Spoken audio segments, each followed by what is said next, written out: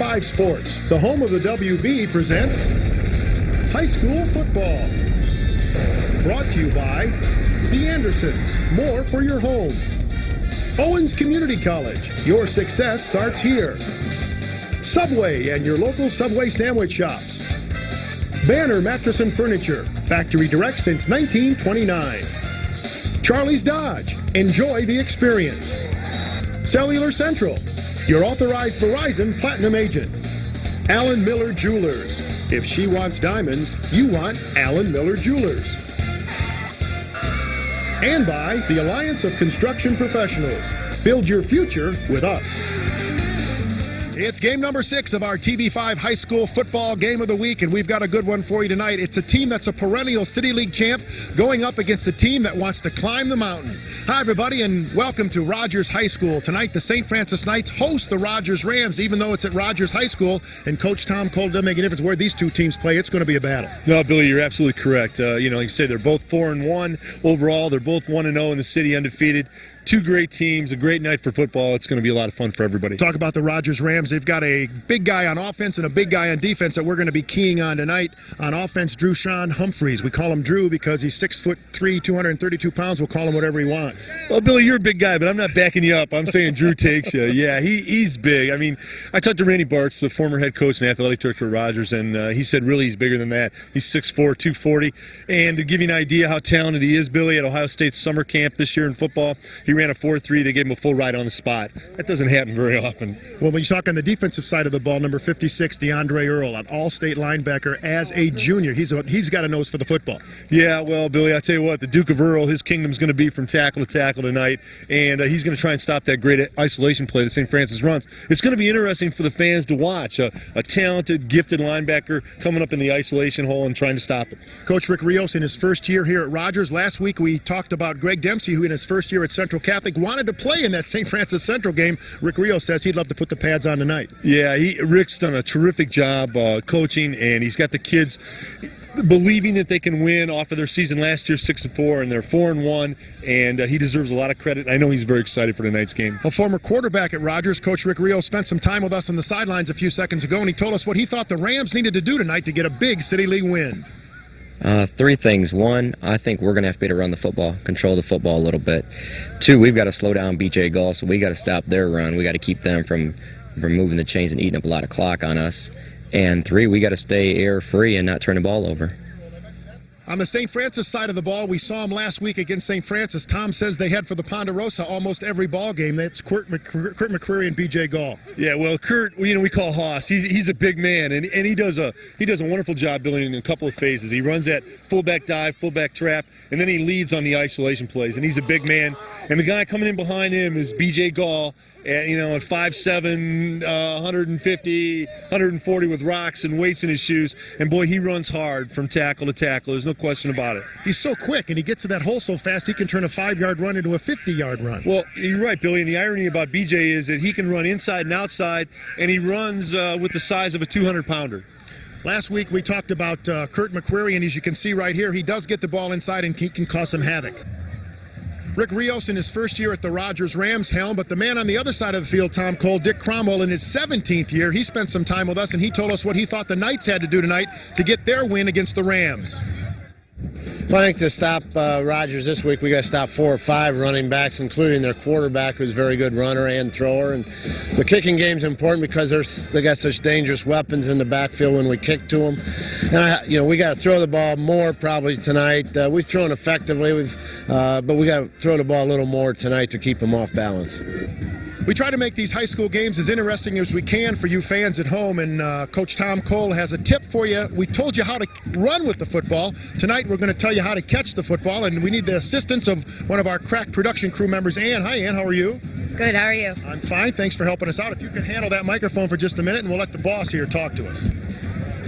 But yeah, I tell you what, Billy, with Ann coming in the picture, I feel like I'm in a Clint Eastwood film festival. We've got the good, the bad, and I cover the ugly pretty well. But what we really want to talk about tonight, Billy, is the proper way to catch the football. So step back just a little bit, and when I toss you the ball, just instinctively, you're going to catch it in a certain way. And that is build it exactly what most young kids do, and that is they catch the ball into their chest. It's called chest catching. And Bill, you may wonder, well, what the heck's wrong with that? That's the right way, right? Yeah, well, it is and it isn't really, because what happens is when you catch that ball into your chest, Bill, you've got shoulder pads on, and you get a double bounce, and you have to catch the ball twice, that's why a lot of kids, bobble the ball. Some passes you do have to catch, a curl coming back to the quarterback, you do have to catch in your chest. But if you can, the best way to catch the ball is extend your hands, go outside your body, and catch it. They call it tweezering the ball. So I'll toss the ball to you outside your body. Okay, perfect. What Billy did there is absolutely textbook. He goes outside his body and catches the ball, and he's able to bring it in. But what's good about that, Bill, is you may wonder why, again, going outside the body is so good. As a defensive back, when I'm closing on you, I'm going to hit you. You've already got control of the football, and you're putting it away. Now, same defensive back, chest catch the ball, put it in your chest as it's coming, and you're waiting for it. I close on you, and I pop it out before you have a chance to secure the ball. So that 1/10 of a second is the difference between you catching the football and not catching the football. And it makes no difference, tight end, wide receiver. You got to get it out like this. No, the great ones, if you watch all the great receivers, they go outside their body and catch the ball. Freddie Blitnikoff for the Oakland Raiders, about every pass he ever caught in his life was tweezered outside his body. So just something to look for. Maybe tonight they'll throw the ball a little bit. I learned so much football with this guy. Ann, thanks for your help. We appreciate it. Tom and I will be back with the opening kickoff and the starting lineups from Rogers at St. Francis and the Rogers Rams right after this on TV5.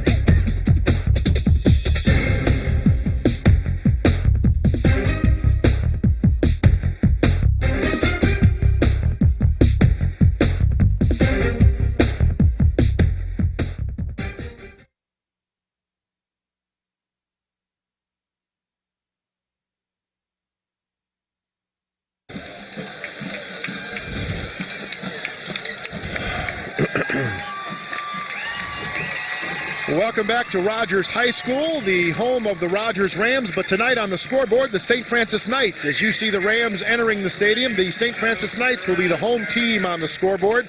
Rick Rios said he talked to Coach Dick Cromwell, and Dick Cromwell said, hey, that's no problem. We'll play it there. It doesn't make any difference. He knows the teams are ready to go. There's what head coach Rick Rios thinks that the Rams need to do tonight to beat the Knights. Yeah, Billy, they need to stop the run the ball, and avoid the turnovers, and that sounds like a real strong plan. On the other side of the coin, when the St. Francis Knights come in here, Coach Dick Cromwell's been in plenty of these big games, and he's got a couple things that he wants his Knights to be able to do if they think they're going to get out of here with a huge City League win. Yeah, Billy, Coach Cromwell's strategy is, again, stop the run. I think he wants to throw a little more tonight and improve the passing game and have a great special teams play. The men on the field who will be tooting the whistles, the gentlemen hopefully that they would agree that this is the last time we'd like to say their names. Randy Sales, Mike Miller, Mark Duchesne, Patrick Sizer, and Will Bisbee will be calling the game for us tonight. And we've had some great officials in all our games here on TV5 all season long, and we expect this game to be just the same. They've done a great job. As you see the Rogers Rams, Thomas, they are really pumped for this ball game. You see Rick Rios down there in the center. He's the first-year head coach at Rogers, and he told us before the game he used to quarterback here at Rogers, and if he could suit up, you'd have to keep him off the field with a gun. I remember Rick. He was an excellent quarterback. What do you think his blood pressure is right now? Well, his team is trying to keep him calm right there, as you see the first-year head coach of the Rogers Rams. And he's going to be trying, as we said last week when Greg Dempsey did it at Central Catholic, try to knock the man who's at the top of the mountain down. That man right there, Dick Cromwell, in his 17th year at the helm of St. Francis. 2 stints over on Bancroft Street. And as you can see, he also coached the 1984 state championship football team. So a lot of tradition in Central, or at St. Francis, a lot of tradition with the Rogers Rams as well. And we expect a really good ball game. As you can see, though, until this year, St. Francis has really had the better of the series. As you can see in the 26 times they've played, Thomas, St. Francis leads the series 25-1, and Rick Rios says, hey, that is ancient history. I'm not worried about that. This is the year 2000, and we are ready to rock and roll. Yeah, every year is different, Billy, and this one certainly Rogers feels they have the athletes and they have the ability to not only compete with St. Francis, but to beat them. So there's Steve Fender, sophomore, ready to kick things off for the St. Francis Knights. Back to receive for the Rogers Rams, Drushaun Humphrey, Kenny Wade, and Steve Lewis.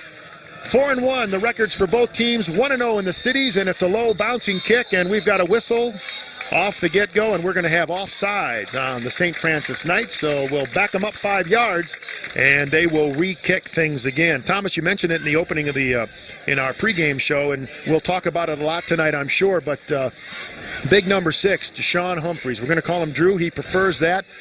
When you are offered a scholarship to Ohio State between your sophomore and junior year on the spot, that to me is unheard of. Yeah, it's a Newt Rockney movie. It's a Claire B. novel. That just shows you the immense talent that this young man possesses. And if you notice, Bill, it looks like St. Francis is going to squib the ball to try and avoid any kind of rhythm return by the talented Rogers return people. Well, Dick Cromwell says if he can keep the hands out of Drew Humphreys, that's exactly what he's going to do. This kick gets down and finally corralled by number 3 for the Rogers Rams. That's Clarence Calhoun, likes to be called Chachi, and Chachi returns it about 4 or 5 yards before he's tackled to get this game underway. There's our Rogers offense tonight. Ronnie Reese, Drew Humphrey, we talked about him already, Lonnie Alls in the backfield. The ends, Tony Warfield, Jeff Schwarzkopf, and Kenny Wade. Inside, it'll be Brandon Barton, Clarence Brown LaBreach, Don Davis, Charlie Shannonberger, and DeAndre Earl also doing some linebacking for the Rogers Rams as well. So here comes Ronnie Reese, a 6'1", 175-pound junior. He's got Lonnie Alls and Drew Humphrey in the backfield for the Rams as we are ready to go here. Ball starts off on the 44-yard line, and Ronnie Reese throws up a floater that is going to be caught by one of the photographers on the sidelines, as it looks like Rick Rios wants to open things up from the get-go, Thomas. Well, it's not a bad idea. What he's going to do is throw a couple fades, loosen him up, and then give the ball to Drew. There's the defense for the St. Francis Knights. Degnan, Turner, and Oswald on the inside. There's the defensive end, Steve Fender, who also will do some kicking tonight. Andy Daly got a touchdown last week against Central. There's the linebackers, Traffic and Links, and in the backfield it'll be Whaley, Bastian, Lowe, and Brinkman. So it's 2nd and 10. Ball still remains on the 44-yard line as Reese drops back to pass, now throws it off to number 2. Nice run back there by Martwan Sample. He is a transfer from Scott High School. Gets 5.3 yards a carry. So I tell you, besides Mr. Humphrey, Rogers has got themselves a pretty potent ground game. Well, yeah, they do, Billy. They have 3 out of the top 10 rushers in the City League. St. Francis has 2 of the top 10. So, again, Woody Hayes would be up here with his sleeve shirts rolled up and smiling tonight because it's going to be his kind of football. So it's 3rd and 4 as the Rogers Rams inch closer to St. Francis territory. Ball on the 45-yard line.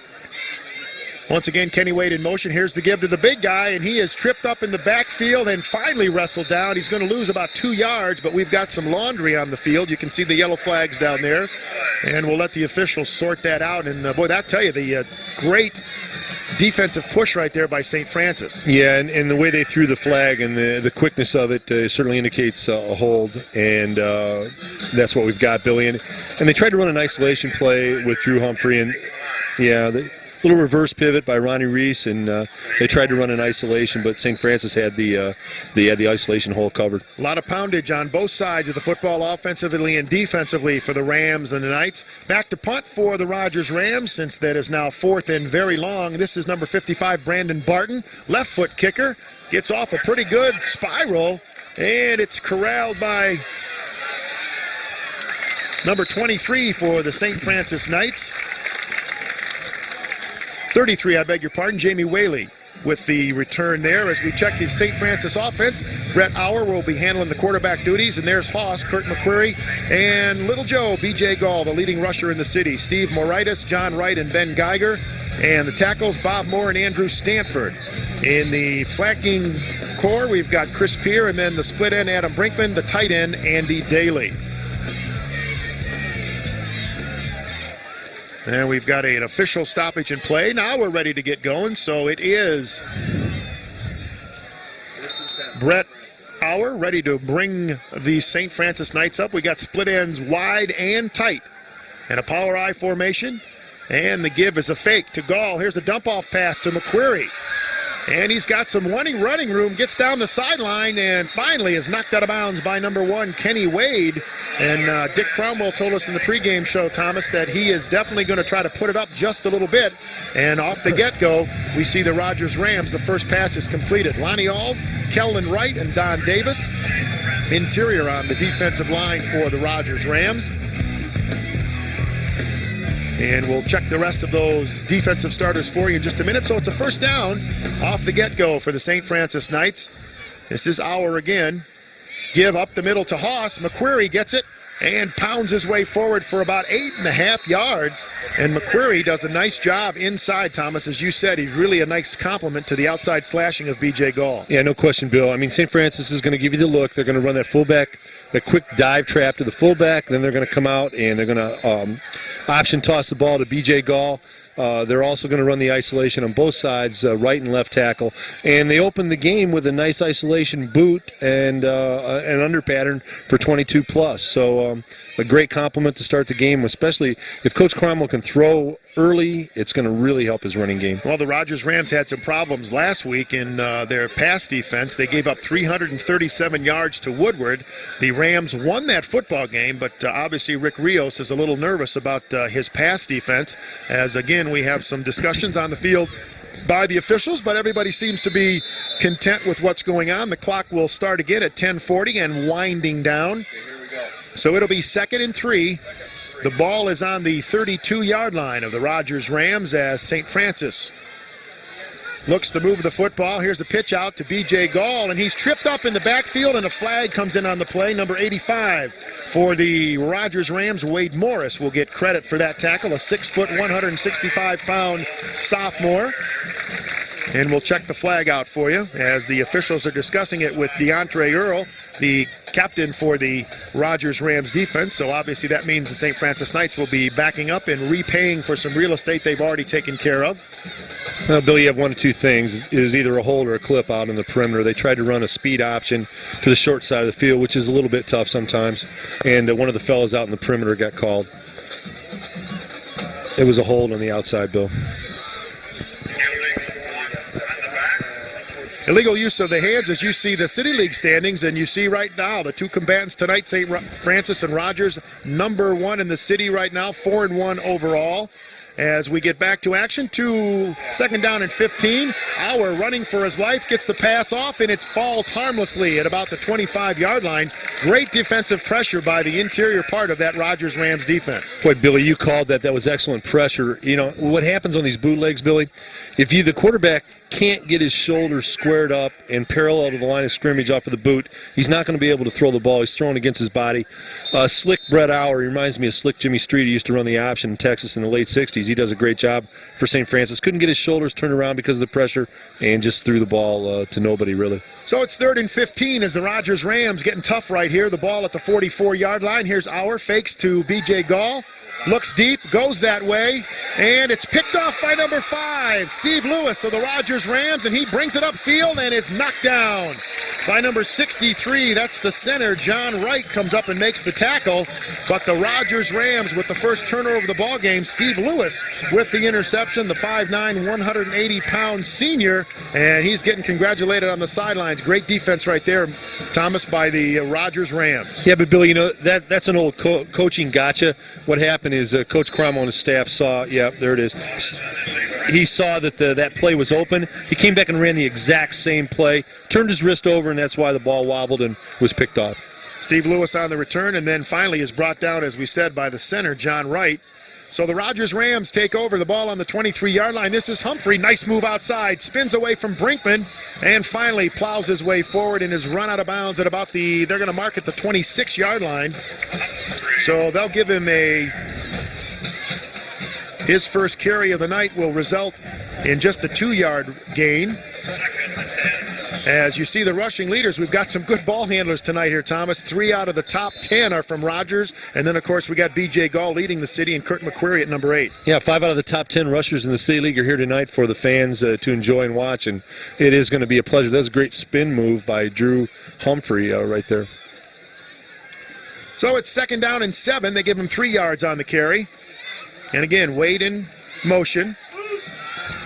This is Ronnie Reese over the middle, and it is intended for number 1, Kenny Wade, but a little bit behind him, so that'll bring up third down. And both teams not shy tonight, Thomas, as far as getting the ball in the air. Well, Billy, and that's a good observation on your part, Billy. What they're trying to do is, both teams are run first, pass second clubs, and what they're trying to do is somewhat throw the ball effectively early so they can come with their knockout punch, and that's their running game. And even the passes that are incomplete serve a purpose. It loosens up the secondary, gets those strong safeties out of there so there are not more people in the box. 3rd and 7 again on the incompletion.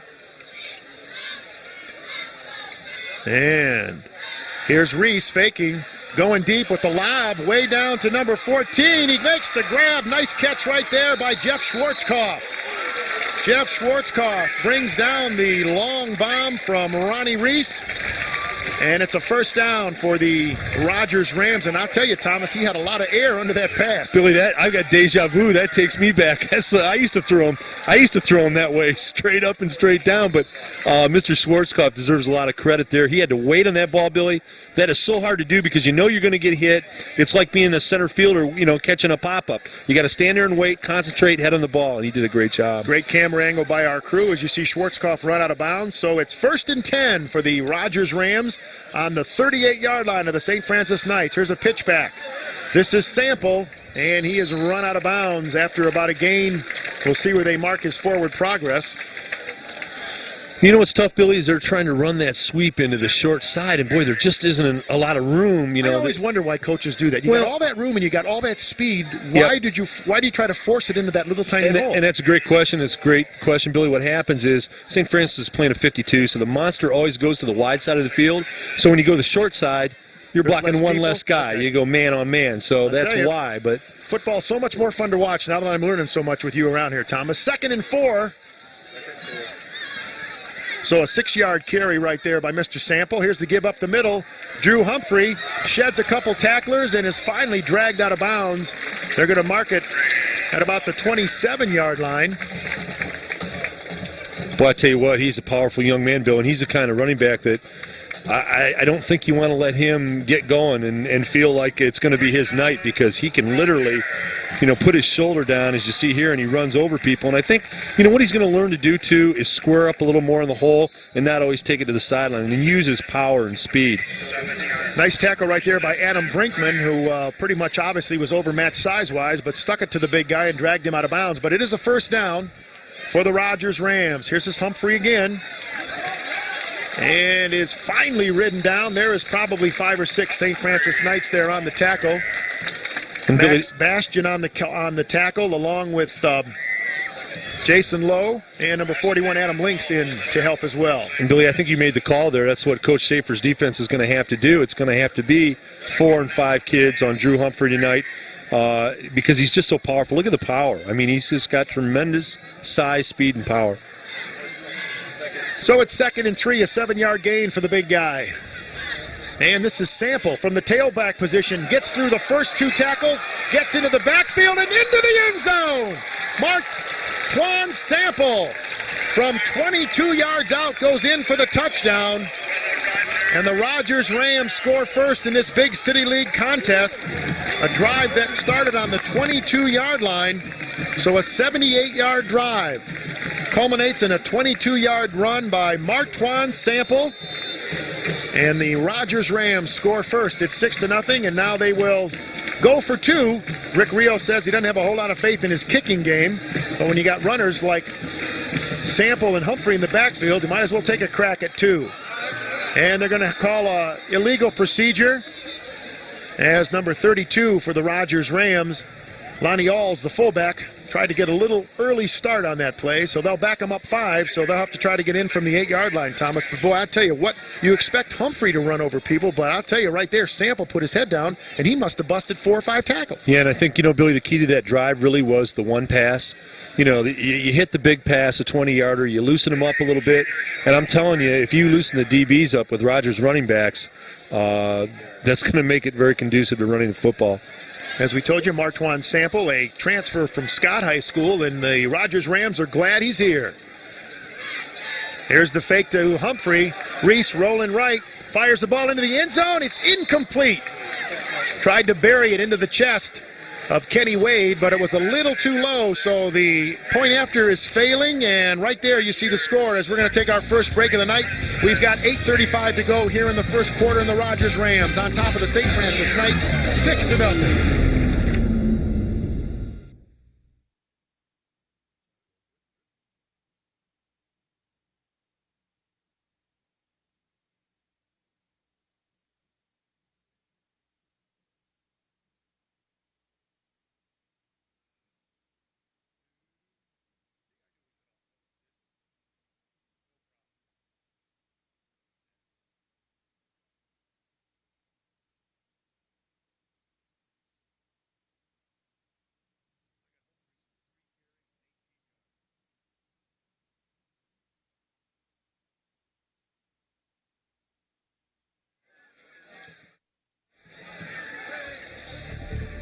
Here you'll see the numbers of that Rogers-Rams scoring drive. 7 plays, 78 yards, and capped off with a 22-yard run by Martwan Sample.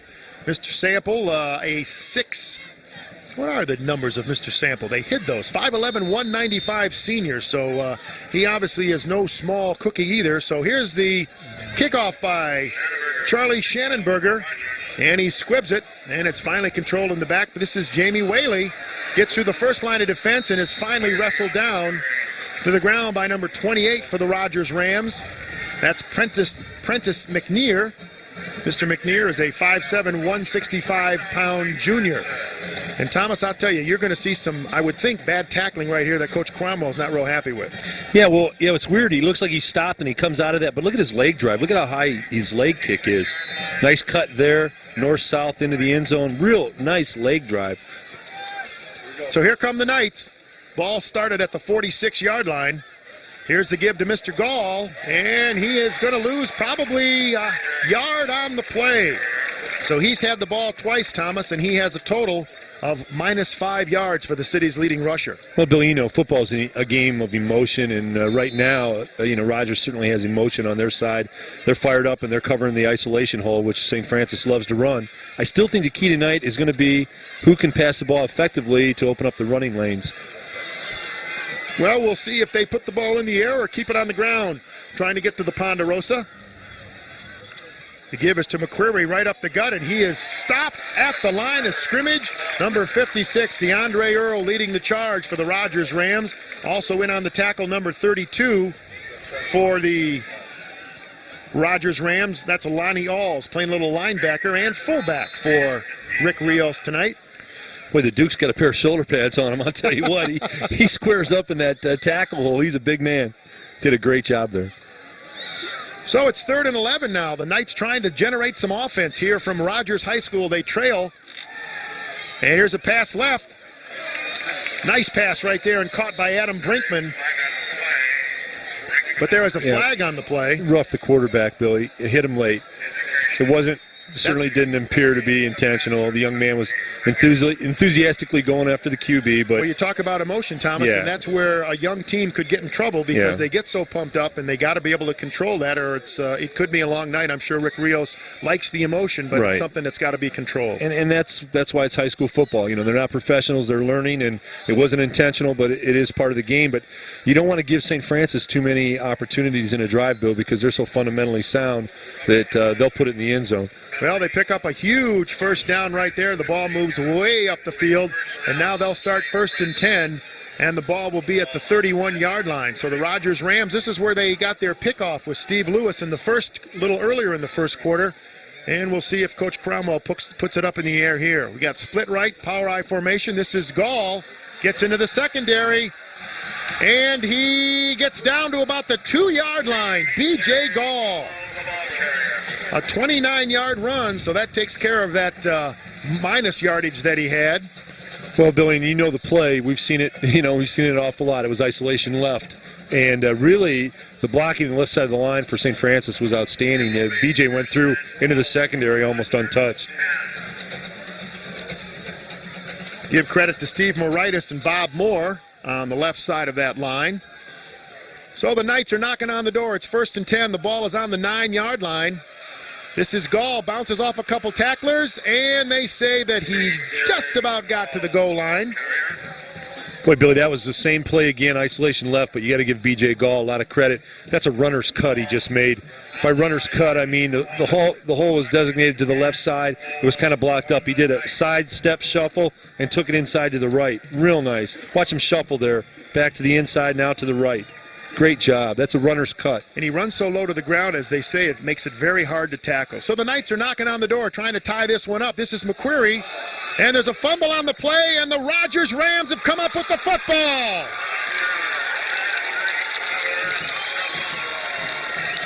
Kurt McQuarrie on the quick dive. Thomas did not have control of the football, and a hard tackle right off the center of that defensive line for the Rogers Rams, and it's turnover number 2 now for the St. Francis Knights. Yeah, and that hurts a lot, Bill. And what happened is somebody stuffed the fullback dive trap really before it could get going and stuffed the play back into Kurt and the quarterback, Brett Auer, and that's where the exchange problem occurred.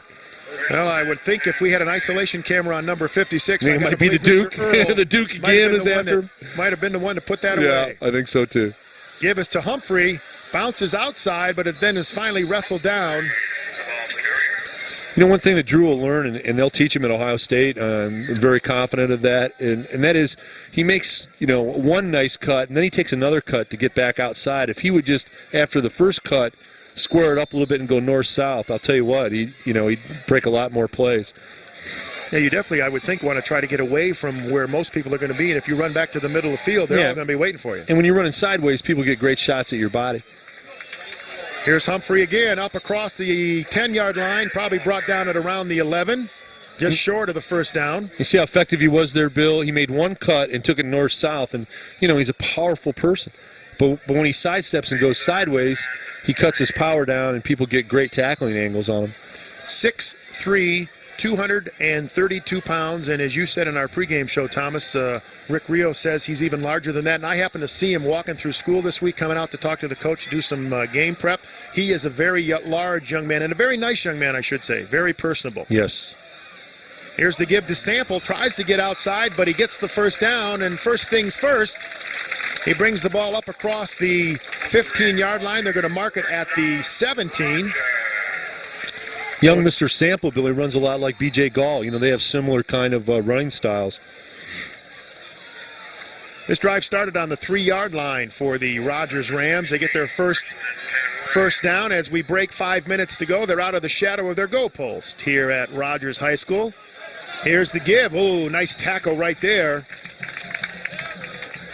The give to Mr. Sample, and he's been doing a lot of the running off the get-go here for Rick Rios. I think, they're keying on Humphrey, so they're going to try to give him somebody else to take a look at? Well, again, they've got 3 of the top, the top rushers in the City League, so certainly there's enough to go around. No question about it, yeah. They were in a power eye there, Billy, and they just ran an ISO away from the power.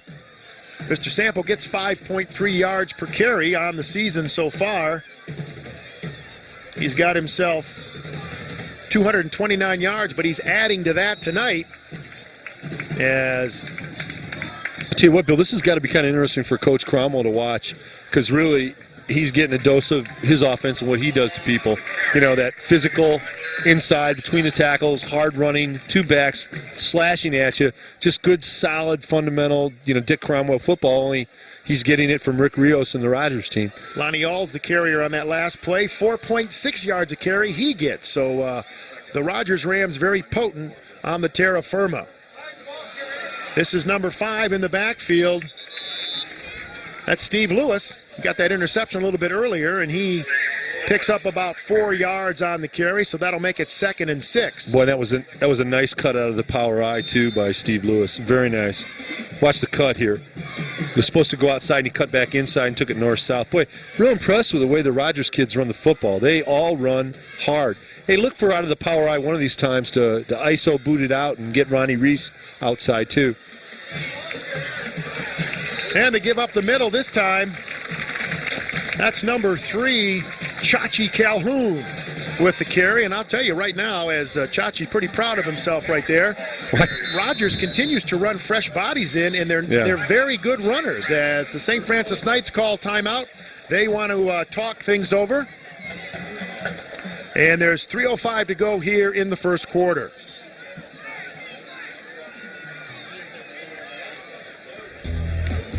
This copyrighted telecast is presented by the authority of the Buckeye Cable System and may not be reproduced or retransmitted in any form without the express written consent of the Buckeye Cable System.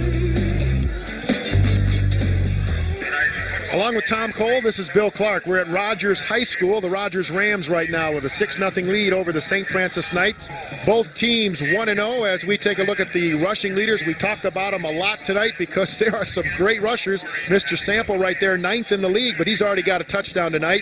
B.J. Gall's got himself almost a touchdown, dragged down on the 10-yard line. He's the leading rusher in the city. But look at Humphrey's yards average, 9.2 yards every time he gets the football. That's amazing. Yeah, well, again, Billy, you got 5 of the top 10 rushers in the city here tonight. That's unusual. If you like head-knocking, hard-driving, terra firma-oriented football, you got to be in heaven tonight. The Rogers Rams giving up their home status tonight. This is a St. Francis home game, even though we are at Rogers Stadium at Rogers High School. Power I formation again for the Rogers Rams. This time the give is to Humphrey. Gets into the secondary, breaks the tackle, and Max Bastian finally runs him down at the 17-yard line. Billy, they got in the power I, and what happens is in the power I, Bill, the defense constricts, and then when you break a play, it's a big play. Here we go again, and it's an ISO out of the power I, and Drew Humphrey makes a great cut, switches the ball into his outside arm, which is real fundamentally sound. And at Ohio State, they'll teach him to use a little bit stronger stiff arm there, and he'll go in for a touchdown next time. 30-yard run. This is Sample again into the backfield, and right now the Rogers Rams are having their way with the St. Francis secondary. Yeah, these kids are tough to tackle, Bill. There's no question about it. All the backs run hard. You've got to give credit to the offensive front for Rogers. They're doing a great job on the isolations. Lead blocker and a power I is doing a nice job. This power I set has been very good to them. There it is again, and everybody was ready to go but the backfield. Ronnie Reese called for the football. The line took off, but the backs were kind of sitting there, so it's going to cost the Rams 5 yards. So with 2:26 to go in a very fast-moving first quarter, the Rogers Rams will step back a couple yards, and they'll trigger things at about the 15-yard line. Chachi's a little upset there. He was going to get the ball. I think he was looking to run over the Fonz. Chachi's a pretty big guy, too. One of these times, Billy, they're going to come in that power I set, and they're going to fake the ISO and get Ronnie Reese outside to run pass option. Here come the Rams. This is Mr. Sample. Tries to bounce outside, and there's a fumble. It's picked up by Jason Lowe. Ronnie Reese is the man he's got to beat, and Reese brings him down. A saving tackle right there, and a big move and a big break for the St. Francis Knights as it looked like Sample was going to get outside, but he got hit very hard on the play, and Jason Lowe picked up the loose football and rumbled down to the 48-yard line before Ronnie Reese dragged him down. You know what happened to young Mr. Sample there, Bill, is he had the first cut, square his shoulders up and get 2 or 3 or 4 yards, but he cut again. He made a second cut, got himself vulnerable. They punched the ball out, and it was a very athletic tackle by Ronnie Reese. So the Knights got a big break right now. They've got twins to the right in that power I formation.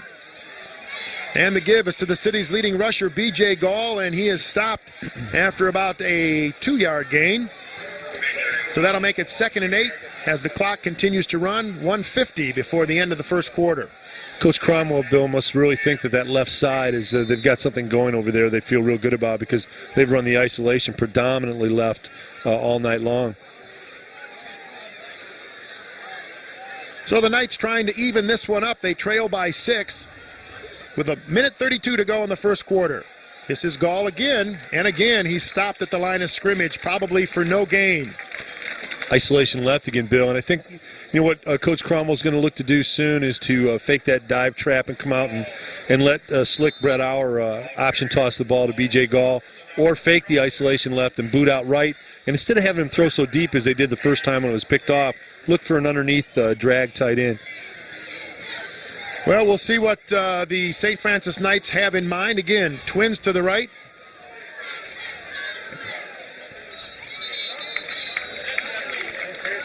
The defensive, or I should say the tight end, Andrew Daly, tried to leave a little bit early, so that's going to cost the Knights 5 yards. And you know, Billy, I think that's exactly what they were going to do. That slick Brett Auer was going to fake the ISO, and they were going to boot right. And I think the tight end was coming underneath, and he just wanted to get there a little sooner. There's Rick Rios, pretty happy man right there. And there's a man who probably picked up a few more gray hairs tonight on that last drive by the Rogers Rams until Jason Lowe made that big fumble recovery. Well, Coach Schaefer's defense is always, especially in taking away the ball. This is Auer, fakes. Now he's going to come back the other way. It's a screen pass to B.J. Gall. And they get the first down. It's a beautiful design by Coach Cromwell. What they did is they had twins right. They faked the isolation left. Bootleg right, Billy, and threw back screen left, if you've got all that down. Left, right, left. 13-yard pass right there for the first down for the St. Francis Knights. Had all the action going one way, and then Brett Auer threw back to that scat back B.J. Gall, and he picked up the first down as the first quarter is slowly coming to a close. 15 seconds in running. This probably, without a penalty, will be the last play of the first quarter. Again, twins to the right, power I formation. Auer to McQuarrie, and he is knocked down at about the 35-yard line, and that's going to end the first quarter of play. DeAndre Earl on the tackle as we have completed 1 quarter of play in this very big high school football game here in the City League. The Rogers Rams and the St. Francis Knights. Right now the Rams lead it by a score of 6-0.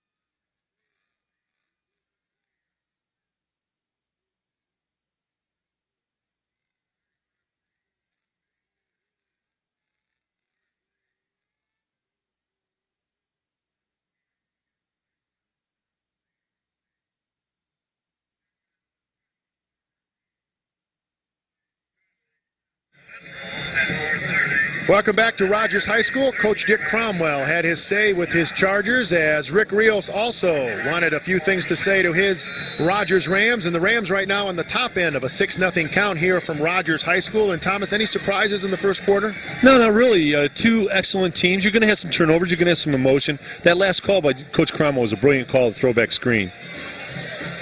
So from the 35-yard line, Auer hands off to B.J. Gall.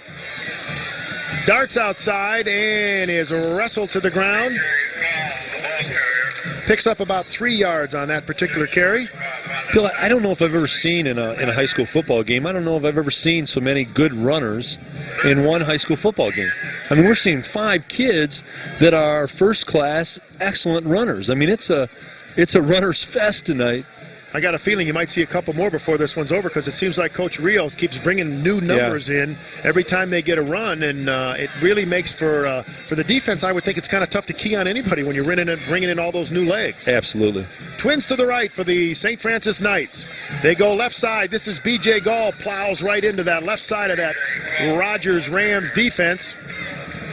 And number 22 for Coach Rios, Larry Patterson, comes up and makes the stick. So I believe we have an official's timeout on the field, as we are going to have the chains come across for a measurement. And before we get done tonight, I want to make sure that we're going to take this break, and then I'll come back and tell you what I'm sure about. Right now we've got 11:05 to go here in the second quarter. It is Rogers 6, the St. Francis Knights nothing.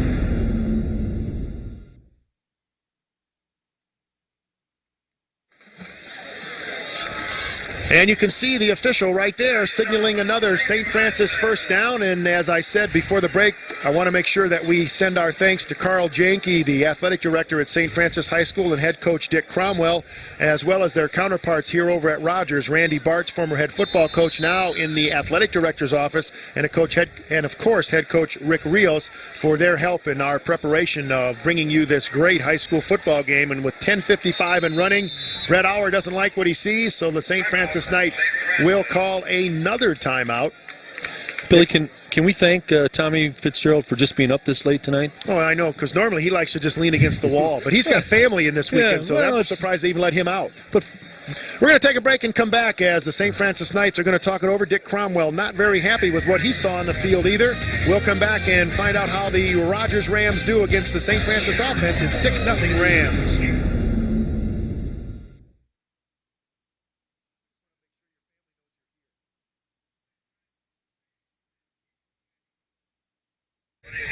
Yeah. Great. Sound okay to you? Great camera angles on the running game, Larry.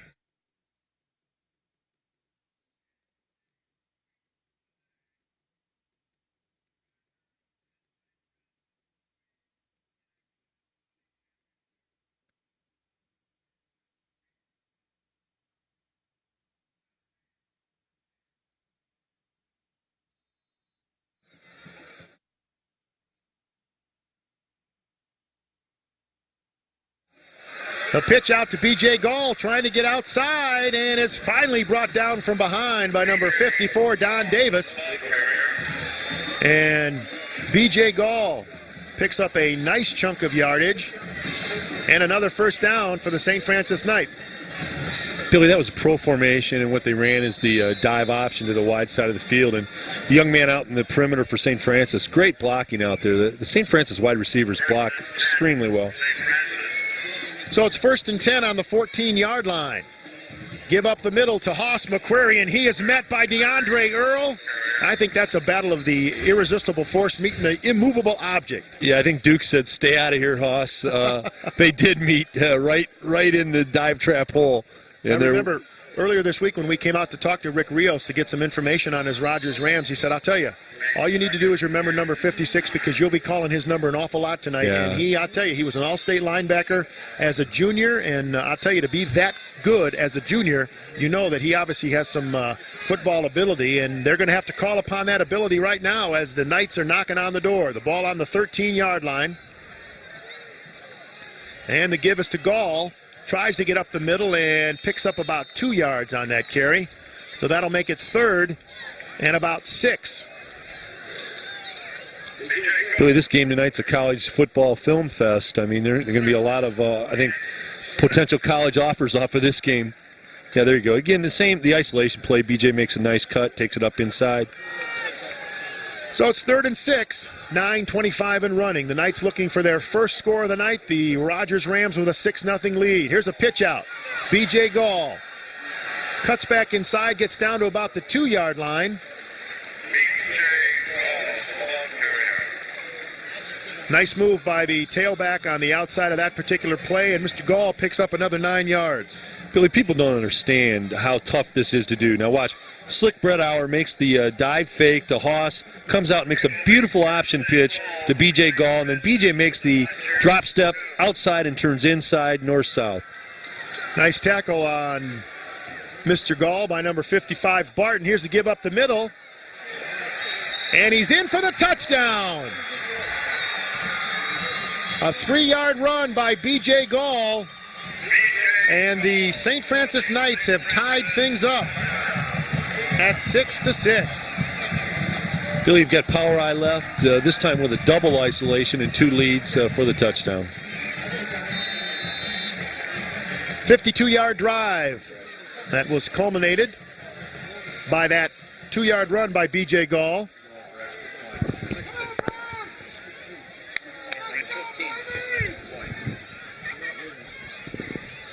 The kick is up, and the kick is good. So the St. Francis Knights have taken the lead 7-6.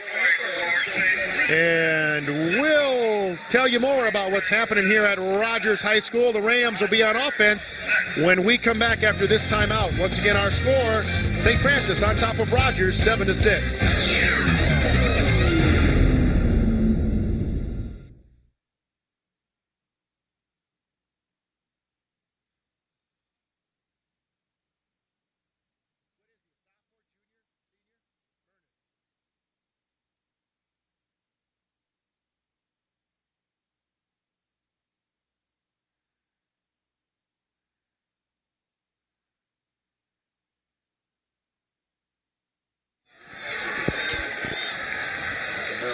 Welcome back to Rogers High School along with Tom Cole. This is Bill Clark, and the St. Francis Knights will be kicking off to a very potent trio of Rogers Rams. Drew Humphrey, Kenny Wade, and Steve Lewis back to await the kick of number 5, John Ramirez, who during the middle of the week plays a little soccer, got himself 2 goals in a big soccer game. The St. Francis program is one of the best in Northwest Ohio, and on Fridays, Mr. Cromwell uses that man right there to do some of his kicking. As you see the receivers, that's Mr. Lewis, number 5. In the middle is Kenny Wade, and on the left side is big Drew Humphrey. So it's 7-6 as the Knights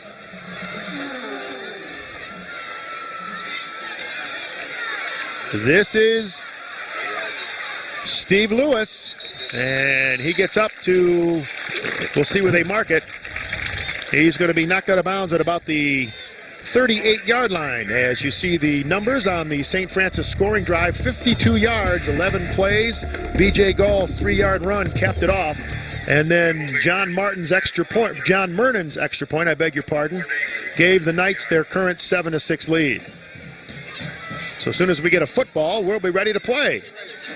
And I think the key to that drive, Billy, was really honestly the way that Brett Auer handled the football and the dive option pitches. Did a phenomenal job. Made 2 great pitches to B.J. Gall, which were the 2 big gainers on the drive. Power I formation as Ronnie Reese brings him up over the football. Starts on the 38. This is Humphrey. Keeps driving those legs. Breaks out of the hole. And gets down to about the 38-yard line. A spectacular run by Drew Humphrey. You don't even have to talk over those, Thomas. He just does it all himself. Boy, that's almost a scholarship film run in itself right there, Bill. You hate to use too much hyperbole, but boy, oh boy, that's a great run. 22-yard run for Mr. Humphrey as he's going to get a breather on this play. Came off the field limping, but look at this right here. Yeah, well, and it looks like it appeared to have him stopped, and with Drew Humphrey, you can't ever think that you've got him stopped. You know, he just keeps going. Right there you saw him slip, and that might have been where he might have pulled a muscle as they try to go back up the middle to test the interior of that St. Francis line. And number 51, Chris Trabick, leads the charge. You know, another thing they'll teach Drew when he goes to Ohio State, Bill, is he runs a little bit straight up and down, and he'll learn to get down a little bit and deliver more of a blow when the tacklers are coming in, because a lot of people get into his body, and in the Big Ten that's going to be a little different. There's Mr. Humphrey right now getting a well-deserved rest. 2nd and 10, 7:50 and running here in the second quarter. And the give is to Lewis, and he battles forward to about the 32-yard line with some extracurricular activities. Cooler heads prevail. And that'll make it 3rd down and 4 for the Rogers Rams. Just straight power I and isolation work out of the power I, Billy. It's amazing how so much of the game has gone to double tights and power I on both sides of the field. I still think one of these times they're going to let Ronnie Reese fake out of the power I and boot out and either run or pass. Now Dick Cromwell wondering what the Rams are going to do, and they don't surprise him as they give the ball right up the middle to number 5, Steve Lewis. This is, Bill, got to be such a juxtaposition for Coach Cromwell, because Coach Rios has given him really a dose of his own medicine. I mean, it's the same. It's like you're watching the same offenses. They both get in the power eyes and they run the ISOs at you until you stop them. There's Mr. Earl grabbing a well-deserved rest. Plays a little guard at times, but they want to make sure that he's well-rested when they get on the defensive side of the football. All-state performer last year for these Rogers Rams, a 6-foot, 228-pound senior. And I'm sure, Thomas, being All-State as a junior, he's getting some looks for some big-time schools. Well, his quickness, Bill, his quickness to the hole, his ability to plug the hole that quickly, his movements for a linebacker being that big are phenomenal. And I just hope that I'm sure that he and the Duke and the Hoss will shake hands after the game. They've met a lot already, and it's only the first half. It's a 1st down for the Rogers Rams as 7 minutes goes by on the clock here at Rogers Stadium. Humphrey back into the ball game, part of the power I formation. The give, a fake we should say, to Reese. Looks deep, goes into the end zone, and it's almost intercepted. Good defense right there. But you know what we were talking about, Billy, is we were talking about the power eye, faking an ISO and booting out with Ronnie Reese and getting him outside, which they did. Ronnie's got good feet. They got him outside. The one problem that Ronnie's got is he drops the ball down sidearm and he doesn't get his shoulder squared away, so he's throwing against his body and he can't make that throw that way. He's got to rotate those shoulders. He had a man wide open for a touchdown, but he'll get it. 2nd and 10. This time they give to the big guy. Humphrey looks outside. We got a flag on the play. Now he reverses his field and loses a ton of yardage right there. This time the Knights were ready for him. Number 9, Andrew Daly, was in on the tackle. Also credit number 35 for the St. Francis Knights as well. That's Jordan Lonchina. When they throw it that fast, Billy, it's usually a hold, and it's probably going against Rogers. That was the initial sign by the officials, and they will walk it off. So, no, they won't walk it off because the Knights have decided to decline it. 3rd down now, and 21 yards to go as... So, Bill, you want to be an offensive coordinator. You can go into your bag of tricks and make your 3rd and 21 call. Oh, 21-yard loss right there for the Rogers Rams. Or I should say an 11-yard loss, I beg your pardon.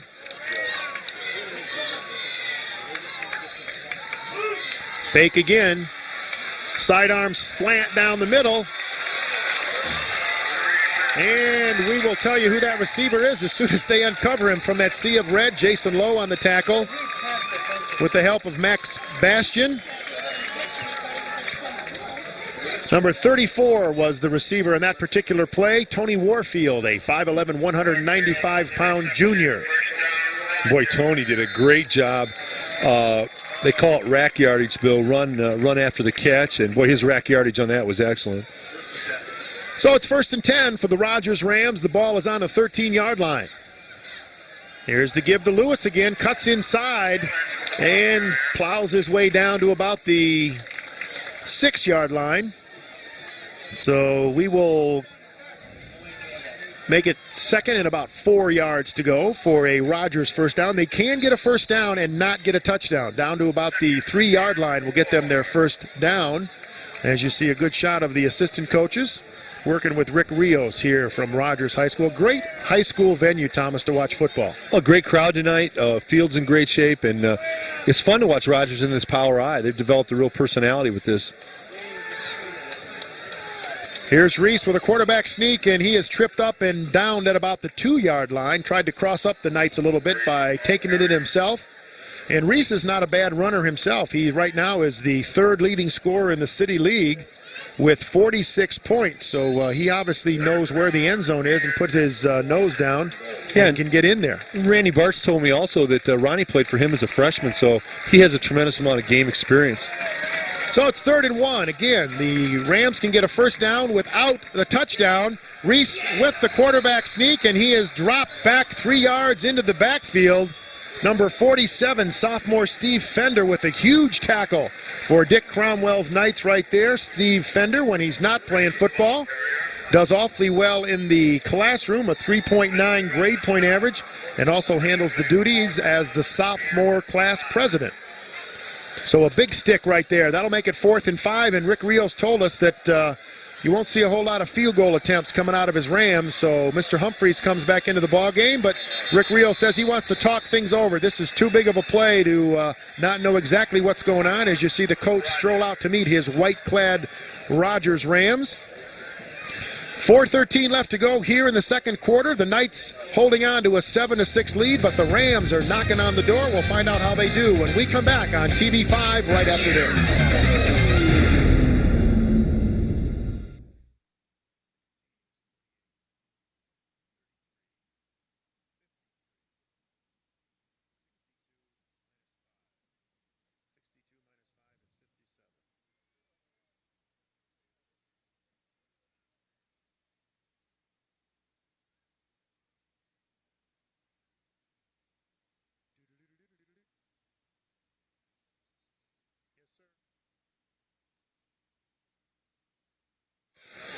So here come the Rogers Rams. They need to get into the end zone to regain the lead. They scored first in this ball game in the first quarter on a 22-yard run by Martwan Sample, but then the Knights came back here in the second quarter with a B.J. Gall 3-yard run and a John Murden extra point to give them their current 7-6 lead. Now the officials are satisfied where everybody is lined up.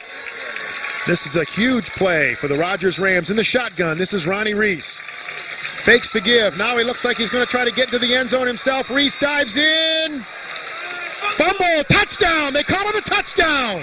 He broke the plane of the goal line before the fumble, and the Rogers Rams are back on top in this ball game. A huge gutsy call by Rick Rios right there.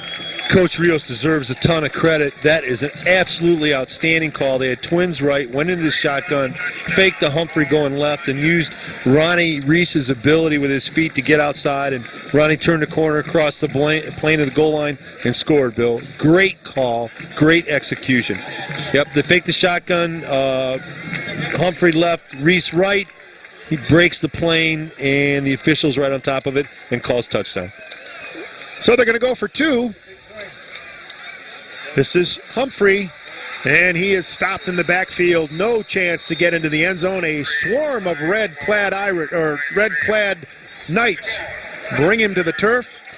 Here's the replay on the touchdown again. And again, they fake out of the shotgun. They fake to Drew Humphrey left. Ronnie Reese takes it right, uses his feet to get outside, cross the plane of the goal.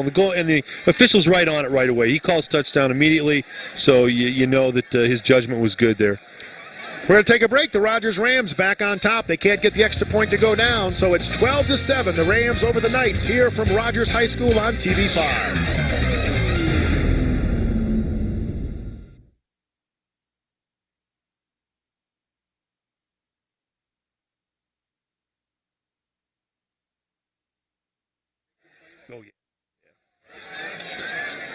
Along with Tom Cole, this is Bill Clark. We are at Rogers High School, and a little irony, this is a home game for the St. Francis Knights. They've got their colors on tonight, clad in red, with the Rogers Rams in their visiting white, trimmed in red.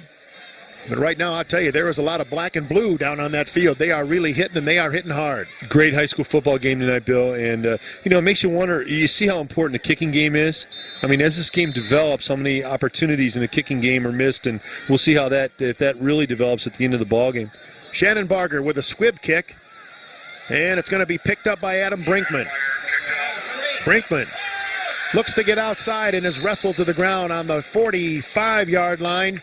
And number 28, again, doing a nice job on special teams. Prentice McNear with another tackle for Rick Rios, as you see how the Rogers Rams got into the end zone. Took them 12 plays, 62 yards, and it was the line 9-yard keeper by Ronnie Reese to give them their current 12-7 lead.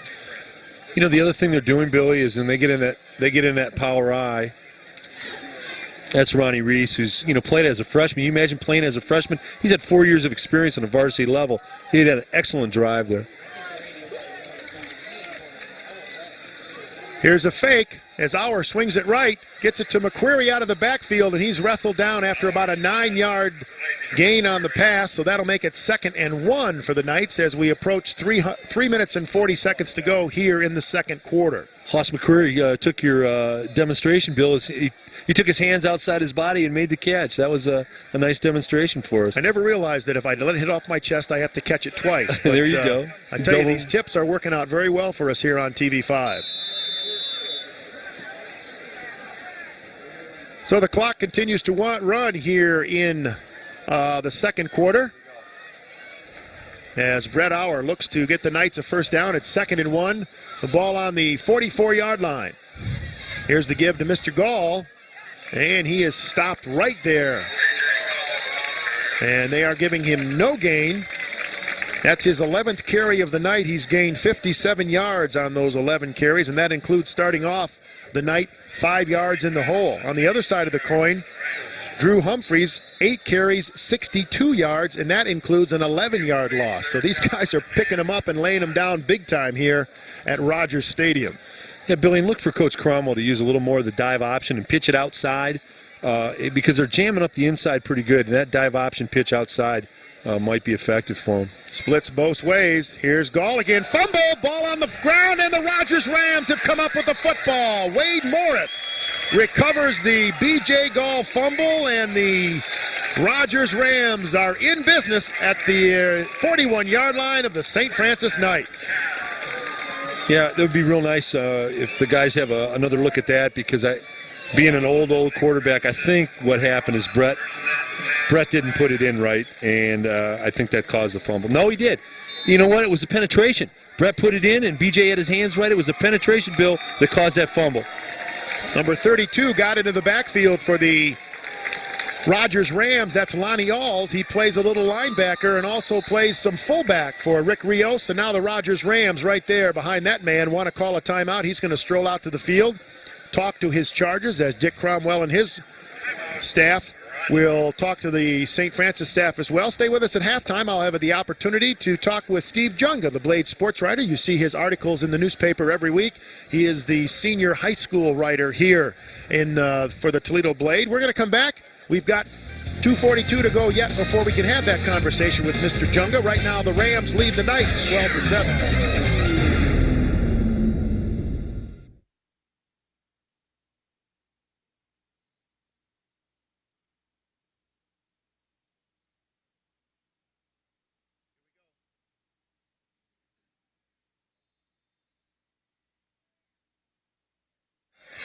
First and 10 for the Rogers Rams. The ball on the 41-yard line. Here's the give to Lewis. And it's taken about 5 or 6 Knights to bring him down. Max Bastian in on the tackle, as is number 9, Andrew Daly. You know, Billy, I think the reason that Rogers likes his power eye so much, I mean, really, they're getting 3 of their good backs, opportunities to run the ball at all times. It's a nice concept for them. Double tights and 3 of their power backs, opportunities to run the ball. This is Reese to Humphrey. Looks for a seam, now cuts back east-west and is finally dragged down. As number 33, Jamie Whaley, holding on for dear life, drags the big guy down. And, we have to tell our producer-director, Larry Jackamon, if you could get us a shot of the 3 backs in Rogers' backfield when they come up waiting to get the handoff. Humphrey is just huge in that backfield when you compare him to those other backs, Martin and Sample, or Lewis and Sample in the backfield. Mr. Humphrey is just huge. He looks like he should be playing like a defensive end and never touch the football, but I don't think Rick Rios, you're ever going to convince him of that. You can see a good shot at it right here. Number 6 is Mr. Humphrey, and look at the size of him compared to those other backs. Up the middle, number 32 gets the call this time. Lonnie Alls, the fullback. And he's going to pick up about 3 yards as we have about 1:35 to go here in the second quarter. Credit the tackle on that particular play for St. Francis to number 56, John Lanchina. 6 foot, 226-pound sophomore. A familiar set for the Rogers Rams. This is Lewis again. And he is brought down finally at about the 18, make it the 17.5-yard line. They will mark it. Number 42 on the tackle, among others, for St. Francis, Adam Link, a 6'1", 199-pound junior. Okay, here we go. The isolation again, driving up inside. Good leg drive. Kind of worried about the way they're managing the clock here, Billy. We got to get in and out of the huddle a little faster on this. Again, the same isolation play out of the power eye.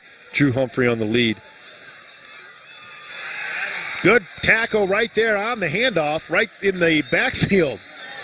Give credit to the St. Francis Knights right there. Number 41, Pat Turner, almost took the handoff himself as the Rams finally call timeout to Mr. Cole's pleasure. Yeah, with 29.9 seconds to go. Yeah, they needed to speed up the tempo a little bit. I understand what they were doing, but you got to be quicker in and out of the huddle. They were taking too much time. And also, you got to get an opportunity here to throw into the end zone one time when you're down there that close before this is over. It's 4th down right now. It's 4th and 5, so they got to get at least a first down before they worry about the end zone. We'll see if Coach Rios decides to send one into the end zone and take his chances, or just give it to the big guy and let him ramble for at least 5 to give him a couple more plays before we get to halftime. I'll tell you, you still have to give Coach Rick Rios, a lot of credit. I'm telling you that call out of the shotgun down in the goal line that Ronnie Reese scored on was a great offensive football call. And he deserves a lot of credit. Jeff Schwarzkopf is split wide to the right, joined on that particular part of the field by number 1, Kenny Wade. And here comes a huge play as Mr. Reese drops back into the shotgun. Looking right. has some pressure and is finally brought down by Andrew Daly, the defensive end, and also number 47, Steve Fender, both defensive ends in on that particular tackle. They got to pinch Mr. Reese with 23 seconds to go, so the ball will have to go back over to the St. Francis Knights. Well, what they did here, Bill, is they ran the same play they scored on down to the goal line. The shotgun, they took Ronnie Reese out of the shotgun and tried to throw a screen to Drew Humphrey. St. Francis, they must have scouted that out because they were all over Drew Humphrey. There was no screen, and Ronnie Reese took it up inside and got what he can get. A screen, Billy's a lot like Novocaine. You got to let it kind of wear on you a little bit, and but there was nothing there. So with 23.1 seconds to go, we'll see if Dick Cromwell plays it close to the vest or tries to get a few. Nope, he's going to have Brett Auer take a knee, and I got to believe that's going to be the last play of this first half. The clock winds down, 15 seconds. The St. Francis Knights heading to their locker room. As you see, head coach Dick Cromwell, he'll be joined by the rest of his staff in a matter of moments, and the Rogers Rams head toward their locker room as well as fans from both sides salute these two teams. A great half of high school football here from Rogers High School, and at the intermission, the Rogers Rams lead St. Francis 12-7.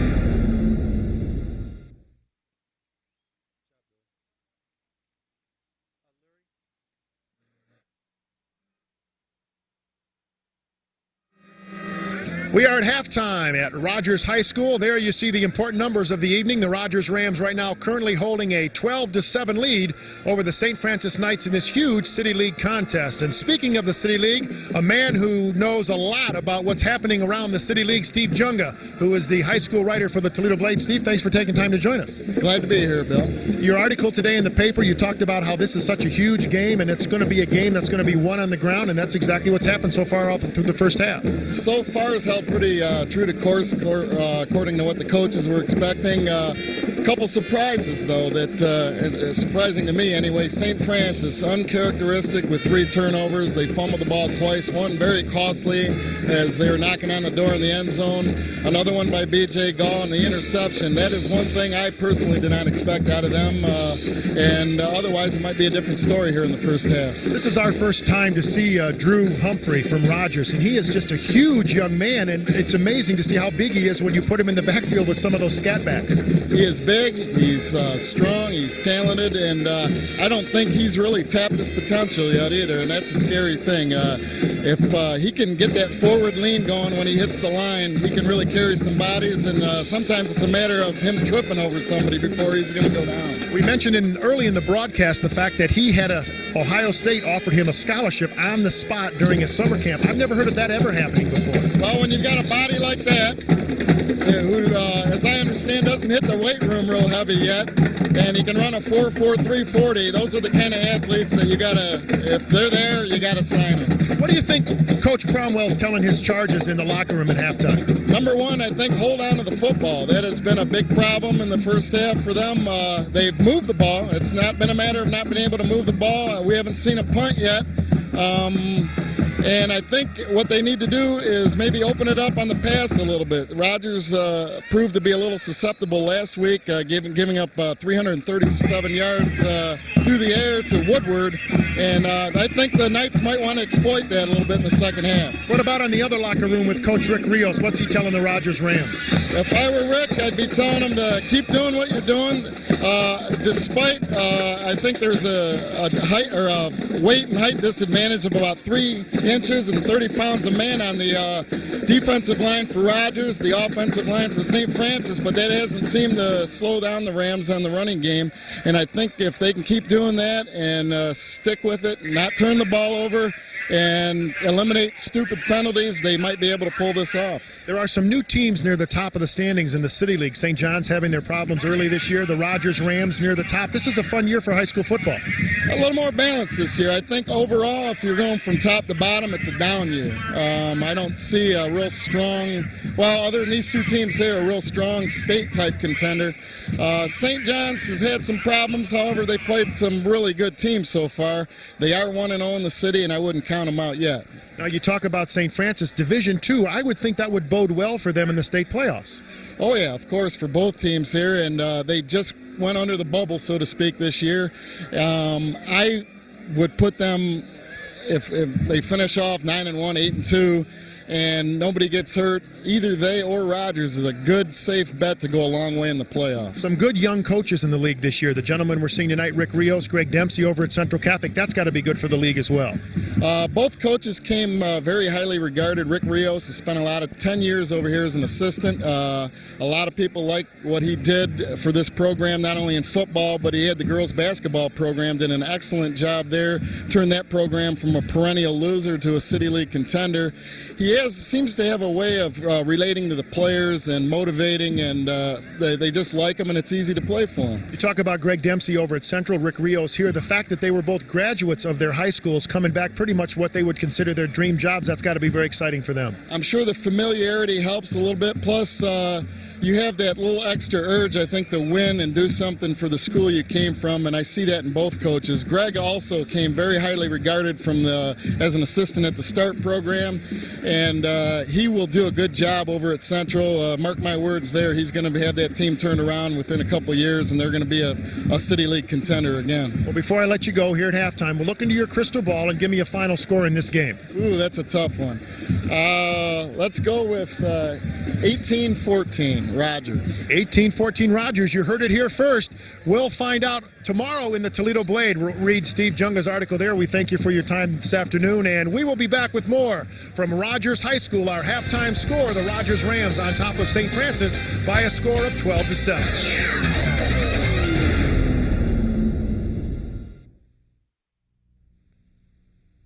If you're ready to start a new career or boost your current one, UT's Business Technology Department offers you associate's degrees and certificate programs in some of today's fastest growing fields. Let's assume that this is a network of 500... The job market in all aspects of computers and information technology is excellent. UT offers students 3 separate programs of study. The first is networking. Its fast growth has created a huge demand for professionals who understand data communications. Next is programming.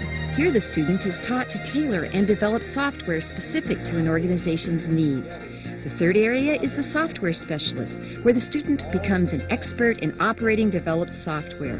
The department also offers new technical elective classes in computer graphics. The need for computer professionals is expected to increase by over 100% by 2006. UT also offers programs in business management, accounting, and administrative office technology. Business management is designed to prepare students for supervisory or management trainee positions. Students gain working knowledge of how to understand and supervise their most important resource, people. We got to know what we're spending on our materials, what we're spending. Business owners and managers rely heavily on their accountants to provide them with relevant, understandable information. And here at UT, our classes are taught by experienced, certified public accountants. UT's Administrative Office program trains students to run the most popular office software programs. It also allows them to combine that knowledge with 2 high-paying specialties, legal secretarial and medical secretary. Here at UT, students enjoy the benefit of the latest technology and a committed, accomplished faculty. UT's Business Technology Department, 530-3284 or www.ucollege.utoledo.edu. TV5 Sports, the home of the WB, presents High School Football.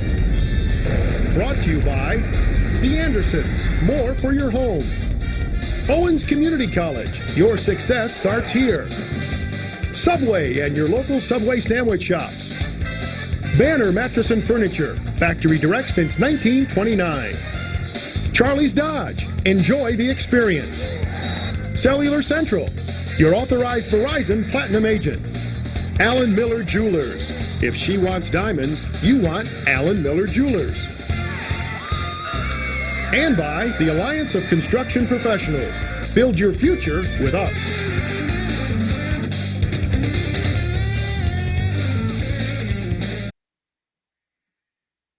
Check out the halftime stats. Our score 12-7 here at Rogers High School. And Thomas, you look at the rushing yards right there. That's a key. Yeah, disparity real quick. 173 for Rogers rushing, 85 for St. Francis.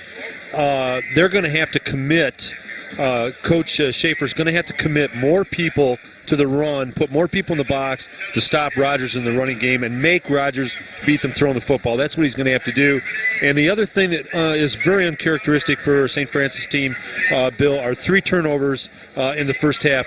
Coach Cromwell just does not, he plays good, solid, fundamental football, and they don't turn it over, and they've got 3 tonight. Let's check out the rest of our schedule. You'll see here on TV5 and the WB as we wrap up our coverage of high school football. Perrysburg and Anthony Wayne. Then we head over to Wade as the Rebels take on the Indians. Springfield will tackle with the Northview Wildcats, and we'll end our season over at UT's Glass Bowl with a big rivalry these nights against the St. John Jesuit Titans.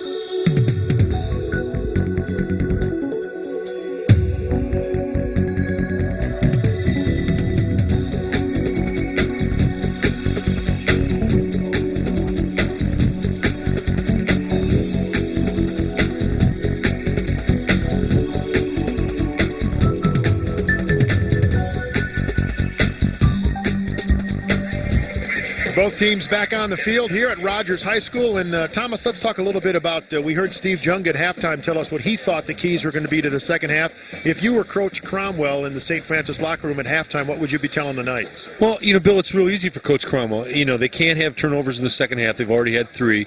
So he's going to address that issue, number one.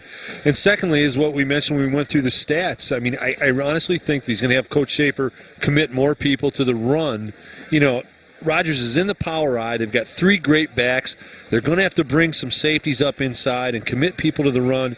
And I think make Rogers do something that they're a little more uncomfortable doing, and that's throwing the football. That's not their fort. That's not what they're real comfortable doing. So take them out of their comfort zone, jam up the line of scrimmage, and make them throw the football. If you're Rick Rios, are you happy, obviously, with the score at halftime, but are you happy with the way your team's performed? If I was Rick, I'm old coach. I guess I got to think about the kicking game, and sometimes that can come back and get you. But Rick's got to be ecstatic. I mean, the kids are in a big game, and they've responded. I think the plaudits belong to the. We talked about the backs all night long, but the big fellas up front and the offensive line. I mean, you have to give them their due. They've opened some great holes for these guys to get through. So I think on Rick's side of the ball is, it's the old "it ain't broken" kind of philosophy. You're going to see him stay in the power eye and slam these 3 backs all night long until St. Francis stops him. And then if he needs to go to a change of pace, I kind of like, I guess maybe I like to throw the ball, but I like when they spread him out, put Ronnie Reese in the shotgun, and let him do some things with his feet on the outside. Some of the fans here welcoming our TV5 cameras to Rogers High School. We appreciate that. As we said, we hope that you are enjoying our coverage of high school football all season long here on TV5 and the WB. Along with our football coverage, we're going to have a 20-game basketball schedule for you as well, as we'll be highlighting some of the best basketball players in Northwest Ohio. But we've got more football to play before we worry about round ball. It is halftime here at Rogers High School, and the Rogers Rams lead the St. Francis Knights 12-7. Welcome back to Rogers High School. Sit back and relax. We've got 24 more minutes of great high school football for you here on TV5 and the WB, along with Tom Cole. I'm Bill Clark. Thanks for making us a part of your night here on TV5 as you see the Rogers Rams in their traditional salute at the kickoff of the first and second half. They will be kicking off. And back to receive for the St. Francis Knights will be number 33, Jamie Wiley, and number 1, Adam Brinkman. And handling the kicking chores for Rick Rios' Rogers Rams, Charlie Schenenbarger. Got a couple sisters who play softball here at Rogers. But he looks like a pretty good soccer player right there as the kick is taken by Chris Peer. And he picks up just a couple of yards before he's brought down to the ground by a very familiar number 28 again, Prentice McNear with his third tackle on the special teams, as he obviously enjoys getting out there and banging heads at every opportunity. So the Knights will take over on the 36-yard line. Popular formation. Twins to the right. Give is to B.J. Gall, and he is knocked back big time by number 56, DeAndre Earl. The Duke doesn't want anybody in his kingdom there, Mr. Cole. The Duke at tackle, Bill, I'm telling you what, he really, as a linebacker, Bill, controls that tackle-to-tackle slot. And you noticed all night long, anything that St. Francis is trying to run in between those tackles, he's there, and he's there quick. So how many times is Coach Cromwell going to keep knocking on that door before he tries to bounce Gall outside? Well, it's part of his offense. He sets up the he sets up the option pitch with that dive trap, so he's got to keep running it. Dead ball foul on the Rogers Rams, a little excited on the get-go on the line of scrimmage, so St. Francis picks up a free 5 right there. So that'll make it 2nd down and 5. And Billy, I think you touched on something that Coach Cromwell's got to do tonight that will help him be successful in the second half, and that is faking that dive trap and option pitching that ball outside to B.J. Gall, because it's pretty congested inside. So a slot and a split end to the right side of the field. Power I formation. The give. As the keeper is no give as Brett Auer gets up close to the first down. They're going to mark his forward progress at about the 45-yard line. That was a real nice dive option by Brett Auer. And he made a little hesitation fake with the ball as he was going to pitch, squared his shoulders up and cut up inside. Nice play by Brett. Just shy of the 45-yard line is where they will mark it, so that'll make it 3rd and 1 as you see Auer with a nice move right here. Look at the cut. That's a real nice cut there. Good job, Brett. Here's the give to B.J. Gall, runs along the line of scrimmage, gets into the secondary, and is finally wrestled down. Give credit to the tackle to number 14 for the Rogers Rams. Jeff Schwarzkopf plays offensive end, does a little bit of linebacking as well for the Rogers Rams. Coach Cromwell, Billy, is really working the short side of the field here today. He's running a lot of short side offense to start this second half. And boy, B.J. Gall just continues to amaze me, the power that he runs with at such a slight weight. 1st and 10 for the Knights. Again, Brett Auer keeps it on declines not to pitch the football, and he is met at the line of scrimmage.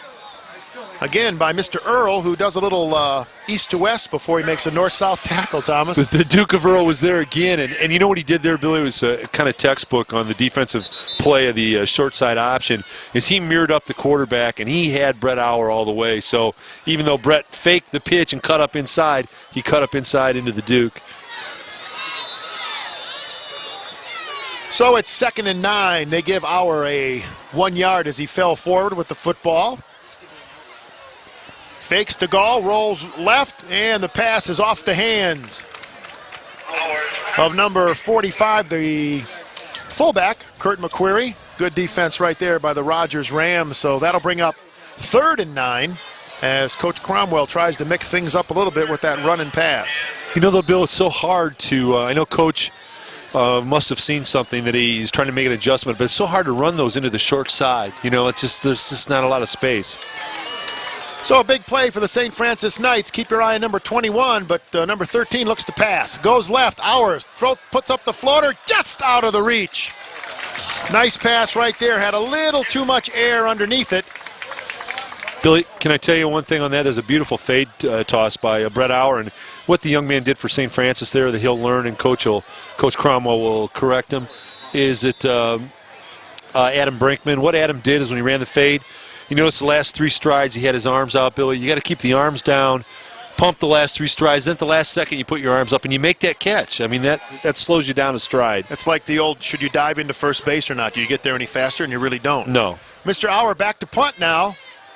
Low kick, and it is going to bounce out of bounds. We'll see where the officials figure it left the playing field, and they are going to start the Rogers Rams at about the 18-yard line. So a good defensive stand by the Rogers Rams right there as they lead it 12-7 as the third quarter continues here from Rogers Stadium. We'll be back with more right after this on TV5.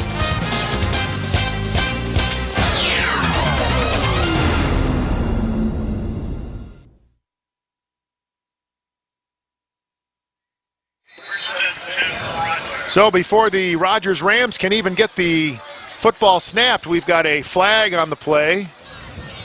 And I believe we have an illegal substitution. So that'll cost the Rams 5 before they even can snap the ball on their first play here in the second half.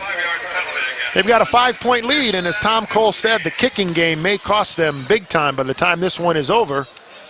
As both times they have gotten into the end zone, they have been able to complete the 2-point conversion. Rick Rios very honest with us during the week when we did some pregame prep with the Rogers coach, and he said we don't have a kicking game, and that does bother him. Here's the give to Lewis, and he bowls his way forward back to almost the original line of scrimmage. We'll give him 4 yards on the carry, so that'll make it 2nd down and 11 for the Rams. Again, Billy, it certainly looks like the Rams have found a personality tonight, and that's the power eye and running the isolations off tackle, left and right. And Mr. Sample again. And, you know, boy, he runs low to the ground, too. You notice that, Billy? They have 3 backs that just keep coming at you, and it makes it real difficult for the defense. I don't think Humphrey can run low to the ground. He's so big. Yeah. He's in the backfield, and he gets the football. Tries to dance outside, now cuts inside, now cuts back outside, and is finally brought down. Number 41, Pat Turner, with the initial tackle right there. Also give some credit to number 47, Steve Fender, the defensive end on that tackle. You know what's interesting about that, Billy? You know, Drew will learn not to make 3 cuts. If he makes 2 cuts, he's got a big play. The 3rd cut, it didn't work. You know, he makes 1, 2, and then he's cutting back inside, you know, and he's trying to go outside again. There's the 3rd cut. You know, you got to make 2 cuts on that. As we said, nice tackle by Steve Fender. And Reese fakes, running right. Gets the ball off. It's complete to number 3, Chachi Calhoun. And Mr. Calhoun rumbles up to about the 42-yard line, and he's finally brought down by number 42, Adam Links. And also give credit on the tackle to number 1, Adam Brinkman. Well, Billy, we're going to have our second roughing the passer call tonight, and that's going to be a huge play. Ronnie Reese does a nice job, gets outside, and delivers a nice ball. That's a great play. And Chachi, I'll tell you what, once Chachi catches it, he goes north-south. I like that a lot. He has real nice power. Look at that, Bill. Great power. Excellent job. You know, earlier, Bill, in the previous play, it looked like a St. Francis fellow may have come in a little bit late on Drew Humphrey, and some people were calling for a flag, and I think the official used good judgment. What happens when you have a great running back like that, you have so many kids trying to get to him, it's a compliment to him because he is so good that they're all rushing to the ball carrier. Well, they tacked on an extra 15 after that reception, and here is Sample quickly into the defensive secondary of the St. Francis Knights, but a flag back deep into the line, and we're going to have a holding call, and it looks like the way Mr. Don Davis is jumping around, he, I think, probably got nailed for that hold. But, boy, I tell you, Sample got to the hole right now. Well, again, Billy, it's just a straight isolation play, and again, you've got to really respect the way the Rogers backs run north and south. This is just real tough, hard-nosed, hard-hat and lunch pail football. Well, obviously, I don't believe this is, it is holding. So the 15 that St. Francis gave up on the roughing the passer, they got back right there on the holding call. So it's 1st and 20 now for the Rogers Rams. They start on the 46-yard line. This is Lewis, looks for a seam, picks his hole, and gets up to about the 46-yard line of the St. Francis Knights. So, Thomas, as we've mentioned before on these broadcasts, it's good that Coach Rick Rios does the smart thing and doesn't try to get everything back on that long gainer in one play. Yeah, you can't. And, again, you recognize this play. Again, Billy, power eye, isolation right. But you know what's interesting about the Rogers backs is these long yardage distances, they can still break them off on a play. It's not like they can't convert it. They can. Well, you got Mr. Humphrey back there averaging almost 10 every time he touches the ball. This is Reese. He's in trouble. And he is stood up and knocked down big time. Pat Turner applied the hit that knocked Reese back, and the crowd in front of us in our broadcast location begging him to throw the ball to Drew Humphrey, who was wide open in the flat, but Reese decided to keep the football himself and picked up a couple yards, but he might have been able to pick up a few more if he had gotten it out to Big Drew. Right. Ronnie Reese does make a great scramble here. And, you know, the St. Francis youngster defensive end deserves a lot of credit because he didn't let him leverage outside and turned Ronnie Reese back inside. And that was Jason Lowe. Jason kept the leverage point outside, did a good job. So it's 3rd and 11 for the Rams. Reese going to air one out. Down to Schwarzkopf, and it is intercepted by the St. Francis Knights. Schwarzkopf went up. Boy, Billy, what an interesting play. First of all, it was just a quick fade. Ronnie Reese took a two-step drop and threw it out to Mr. Schwarzkopf. It almost looked, Billy, like a simultaneous catch.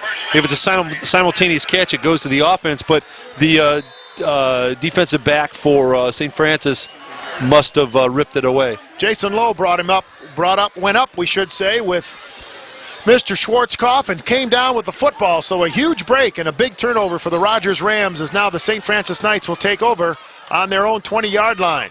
Give up the middle to Mr. McQuarrie, and he is stopped right there at the line of scrimmage. And look who comes out of the pile first, number 54, Don Davis.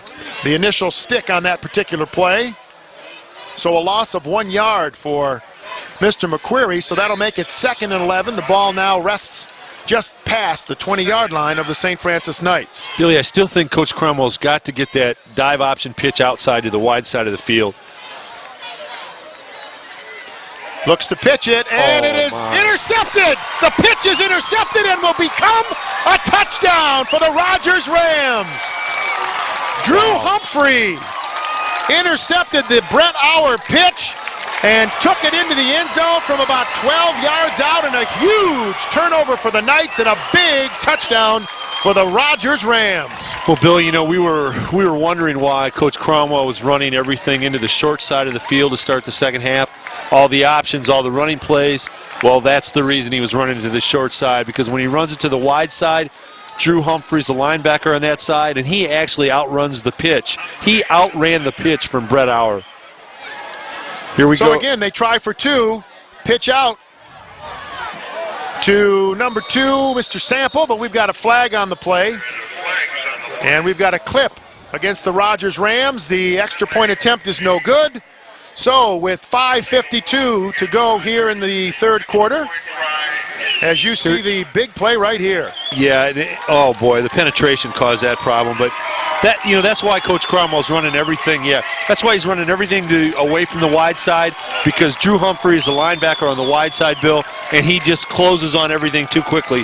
Brett shouldn't have made that pitch. They can't. When the timing of the option pitch is off, the rule to the quarterback is you keep it, you eat it, you cannot pitch it. So the young man will learn, though. He does a good job with the ball. Great just made a mistake hands right there by number 6, Drew Humphrey. He juggled it, caught it, took it into the end zone, and right now the Rogers Rams have an 18-7 lead over the St. Francis Knights.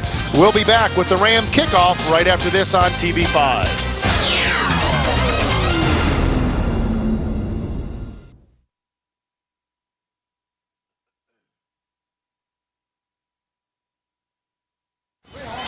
Along with Tom Cole, this is Bill Clark, and the crowd on the Rogers side of the field still buzzing on that big intercepted pitch by Drew Humphrey to give their Rams an 18-6 lead. Here's an onside kick almost, and the Knights have recovered it.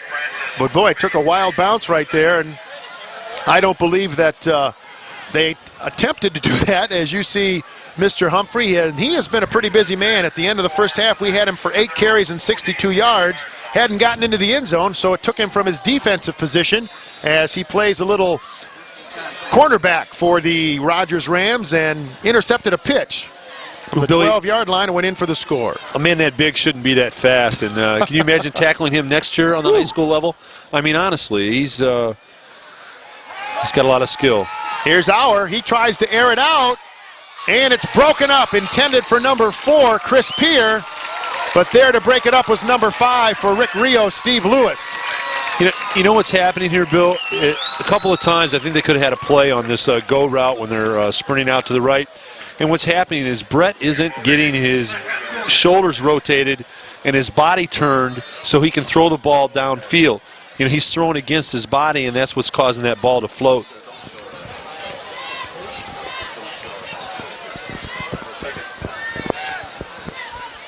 So it's second down. And this is Auer again, as they've got the B.J. Gall covered pretty well on that pitch. And I guess, Thomas, we didn't see that a lot last week against Central Catholic. That pitch was open, but it looks like Rios has got his defense trying to take Gall out of that play. Billy, you're absolutely right. And the predicament that Coach Cromwell's in is that the speed that Rogers has to the wide side, they can take those plays away to the wide side. So he's going to the short side trying to negate their speed. Rogers' speed closing on the ball is terrific. So it's 3rd and 7, 5-10 and running here in the third quarter, 18-7. The Rams on top of the Knights. Auer rolling right. Pass is intended for number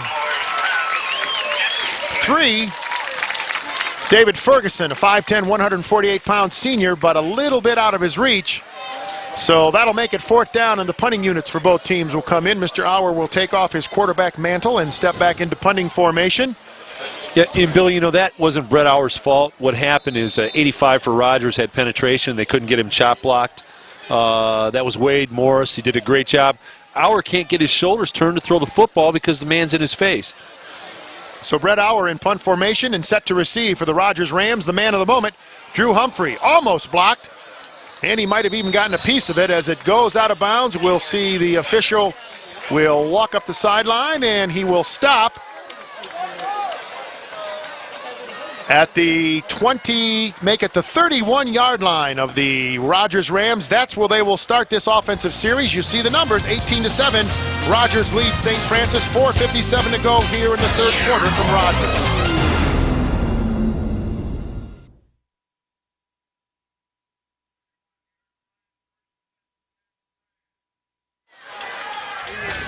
So here come the Rogers Rams.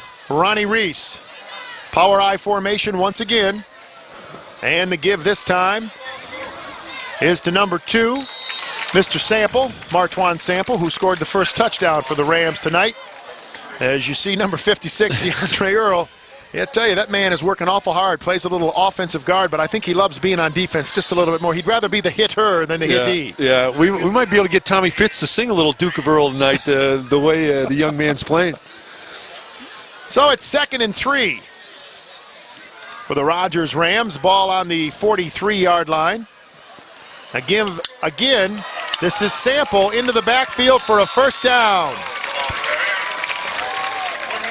I tell you, Mr. Sample, that transfer from Scott, doing a great job for the Rogers Rams tonight. Coming into the ballgame tonight, scored 32 points so far, has a 5.3 per carry yardage mark. As you see Sample go up the right side. Billy, it's the same play. It's just the isolation out of the power eye with double tights, and you've got the same formation again. First down for the Rams. They've got it at the 47. And the give is to the fullback, Lonnie Alls, who rumbles down to about the 46 is where they will mark it when he's brought down by number 70 for the St. Francis Knights. That is Nick Oswald, 6'1", 192-pound senior. Some good soccer players around Northwest Ohio as well, as the state rankings show. St. Francis 3rd in the state and the Perrysburg Yellow Jackets 7th. One of those St. Francis kickers play right here in football. Right now, the Rogers Rams having some fun in the backfield as number 5 gets the call, Steve Lewis. He rambles into the secondary, but we've got a flag on the play. It could have been a face mask, Billy. And it is a face mask against the St. Francis Knights. Now, Thomas, does the official have the option of saying that's an intentional or an inadvertent? Yeah, they can make a judgment. Oh, here we go. Yeah, they can make a judgment call on that. Boy, you got to call that one. When that young man's, when his head snaps down like that, Billy, you got to call it, and you got to give him the full force on that. This offense that Rogers is running, Bill, it's playoff-type offense. As Sample gets the call again around right end, and he's going to pick up about 5 or 6 yards on that carry. So that'll make it third down, or check that, second down and 5 to go for the Rogers Rams. And I don't know if you noticed this, but I have. In this series, Mr. Humphrey hasn't touched the ball yet. Well, they have so many backs, but when I say it's playoff-type offense, Bill, when the weather gets bad toward the end of the year, this kind of offense is very good to run. This is Sample. Gets into the secondary and is finally dragged down by number 33, Jamie Wally. And I'll tell you, he gets into the backfield like nobody's business. And I'll tell you, if you're a defensive back, you better be ready to look for a white shirt and grab somebody. Bill, I have not seen a bevy of backs like this run this hard on one squad. Have you seen this before? I mean, we've got 3-4 backs that are and he just keeps bringing them in on the sideline, too. And here we go. It's the same play again. Power eye, double tights, isolation right. You probably get isolation left now. Chachi Calhoun in the ballgame now. Now Mr. Humphrey gets the football, and he is down to the 1-yard line. But we've got a flag on the play. We'll see if they bring it back. Looks to be a hole, Billy, and you can kind of see it a little bit, the body language of the Knights out there. It looks like they're getting worn down by this double tight power eye and running these physical backs at them play after play after play. As you mentioned, this is what you were saying last week when we had the Central St. Francis game, and this is what St. Francis was doing to Central. It was the constant pounding to the point where Central just almost was on their heels. Billy, it's like being in a boxing. It's like being in a boxing match. I mean, as the rounds go on, when you're fighting a puncher, you get worn out toward the end of it, and Rogers is definitely a puncher on offense tonight.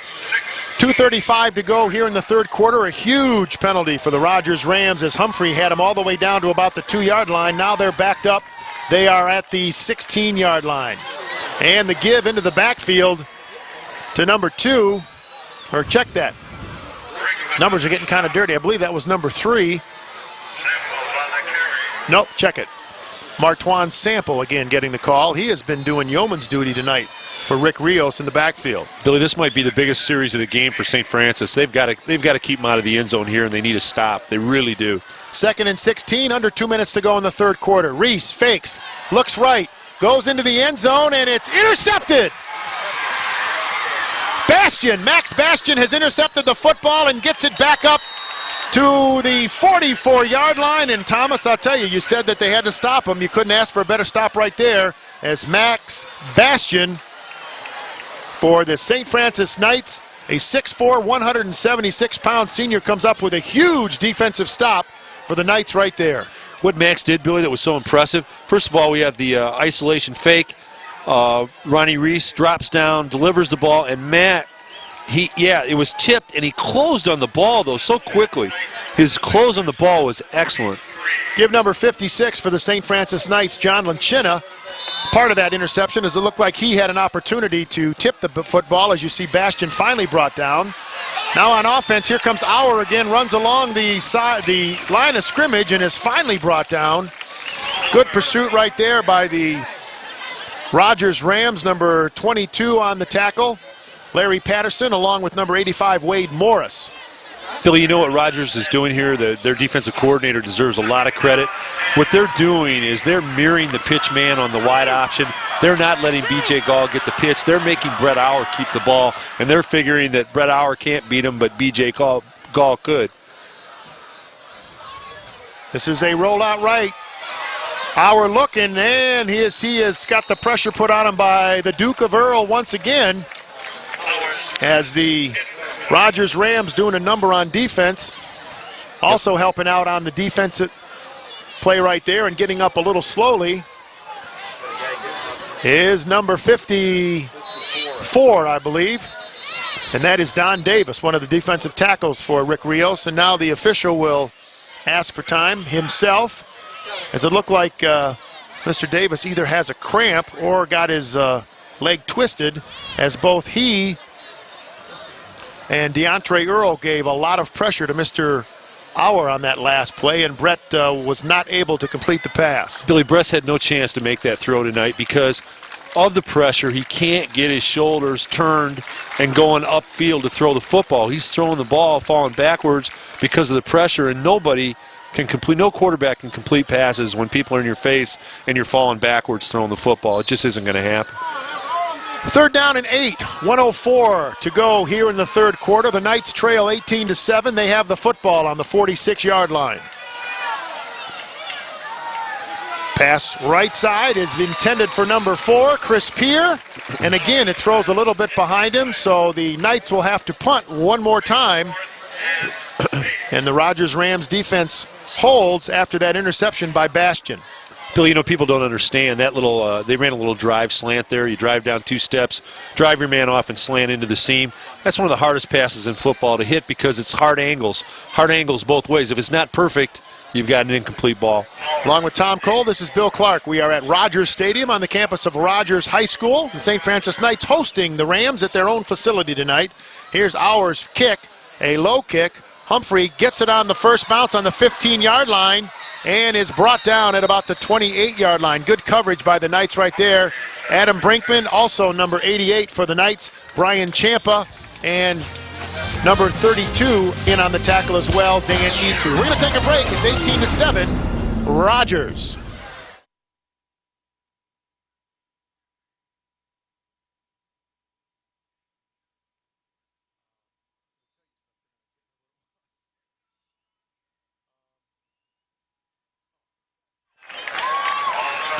So here come the Rogers Rams on the offensive end again. We'll see if they try to grind it out a little bit. 53.1 seconds to go here in the third quarter. The give again to the big guy. And he is wrestled to the ground with a pickup of about 6 yards.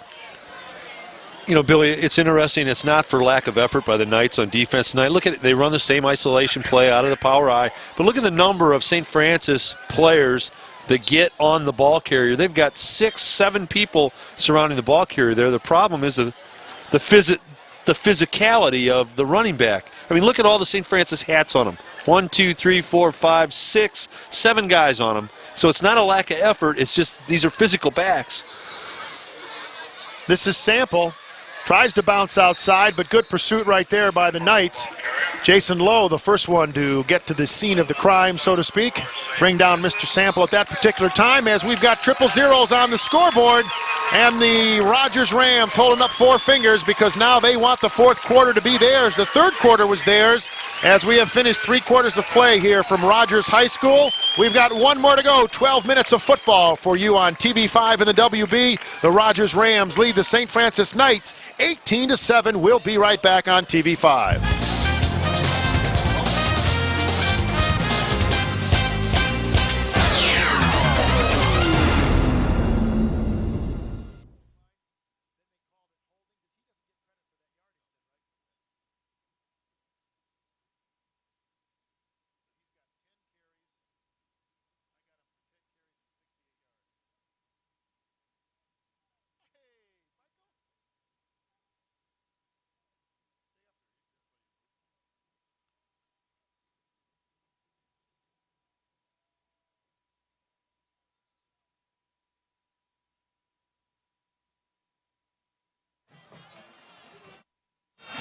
Welcome back to Rogers High School. Tom Cole, Bill Clark with you as we congratulate the Northview girls as they won their 5th consecutive Northern Lakes League title in girls tennis. Congratulations to the Lady Cats out in Northview. As you see, the Rogers Ram band very happy tonight as their Rams have themselves an 18-7 lead as we start off the fourth quarter here from Rogers Stadium. This is the big guy, Mr. Humphrey. Goes left side and is brought down after about a 4-yard, well, they're going to call it a 3-yard gain.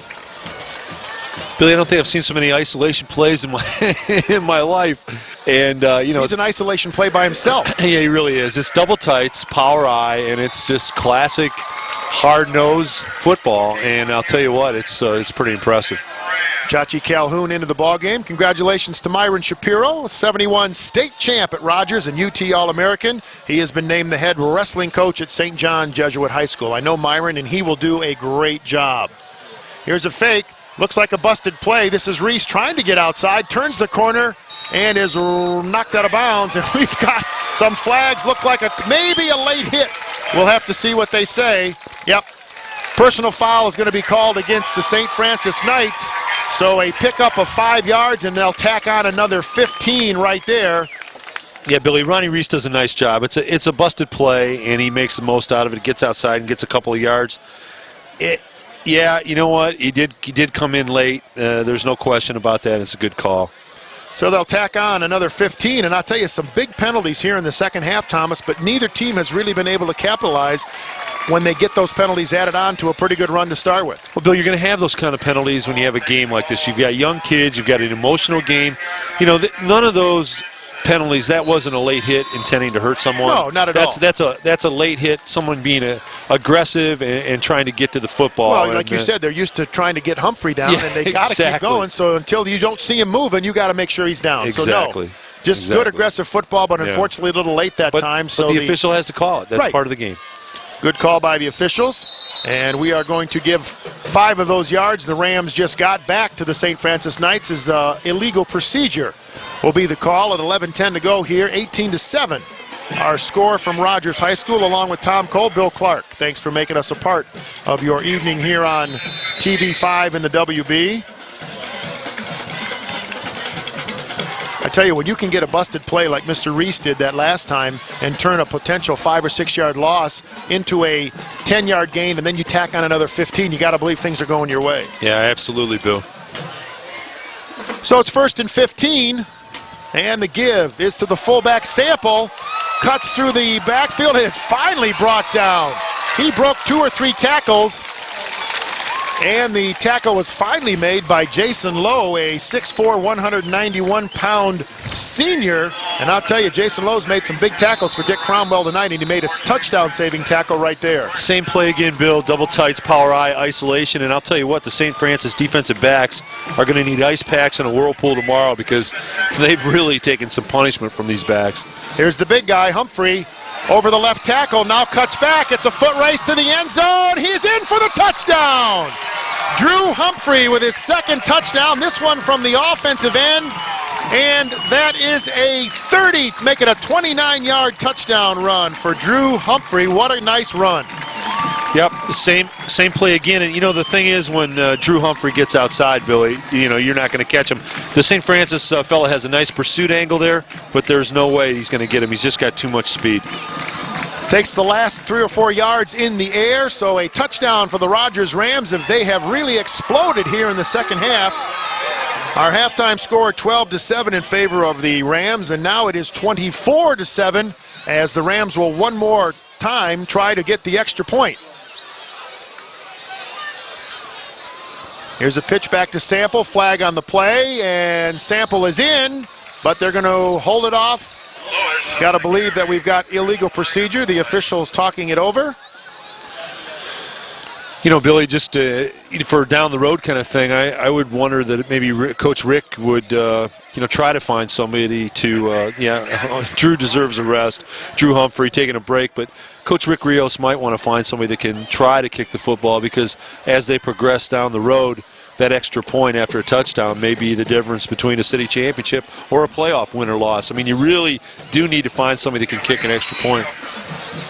Penalty on the Rogers Rams, so they'll get one more crack at the end zone. Now they backed it up to the 8-yard line. They haven't been able to convert on any of their 4 touchdowns to this point. Reese, quick pass down, and this now is going to be, again, incomplete. Rick Rios a little disappointed, but I'll tell you right now, he's got to be pretty happy with the way his Rams have played here in the second half as he tries to get the crowd into the ball game. As we tell you next week, we'll have our cameras out at Anthony Wayne, the home of the Generals. The Perrysburg Yellow Jackets will be buzzing into the home of the Generals, and we'll have it for you next Friday night at 11:30 right here on TV5 in the WB. And Billy, the 2-point conversion in high school is the conversion rate on that is less than 35%. So when you start to calculate with the great athletes that Rogers has, there's got to be somebody that can kick the ball through the goalposts. I mean, there has to be. Well, if you look at the kickers, we talked about it last week on our ball games. We've got some great kickers we've seen this year, and to have a team like Rogers right now having such trouble to find somebody to kick it 15 yards. There, as you see, Mr. Humphrey and Mr. Earl, the two gentlemen we heroed for you at the beginning of our ball game. They are very happy. They are doing what they are supposed to do for Rick Rios. But Larry had that one right, didn't he? Defense. He had the heroes right. Congratulations to our producer director. He just knows how to pick them. He not only gets the camera angles right, he gets the heroes right. Chris Peer on the short kickoff. turns it upfield and gets back to the 49-yard line. So the St. Francis Knights have some work to do. They need some instant offense. They trail 24-7 with 10:18 to go in the ball game. We'll be back to see how they do offensively as we continue on TV5 and the WB right after this.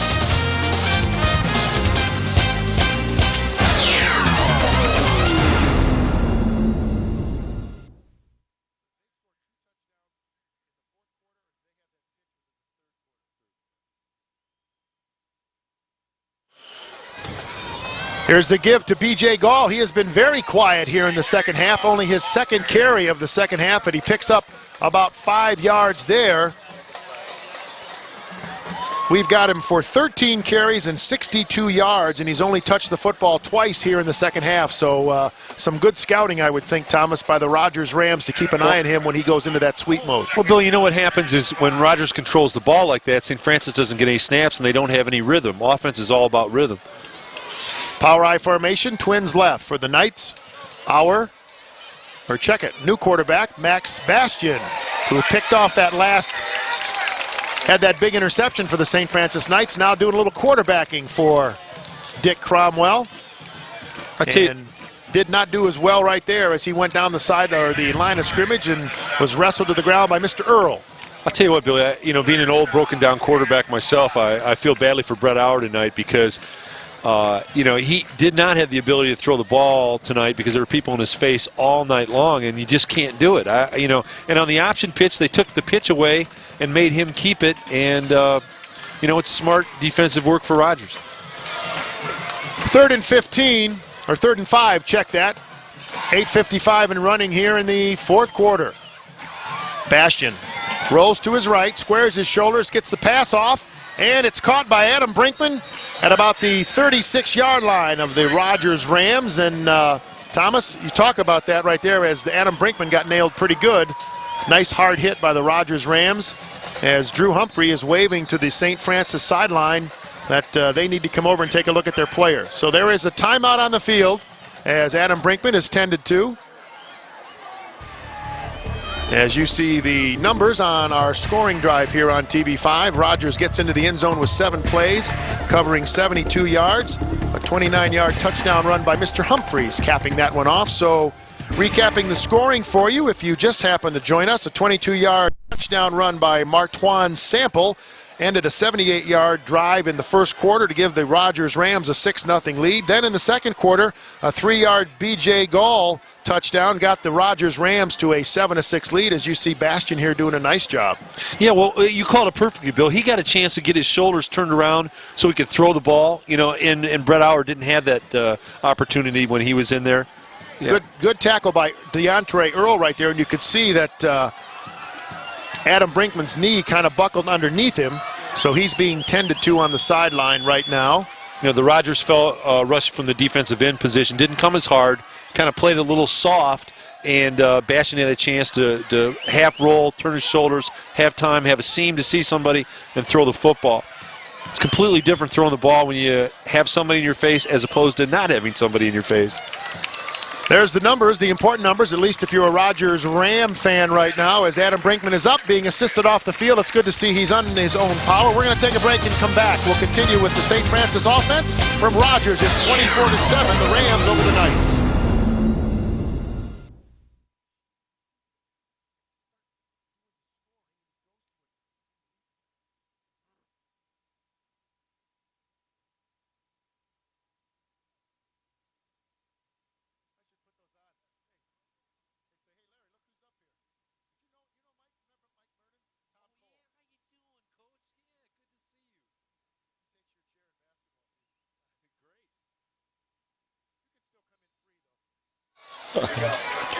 We're back at Rogers High School.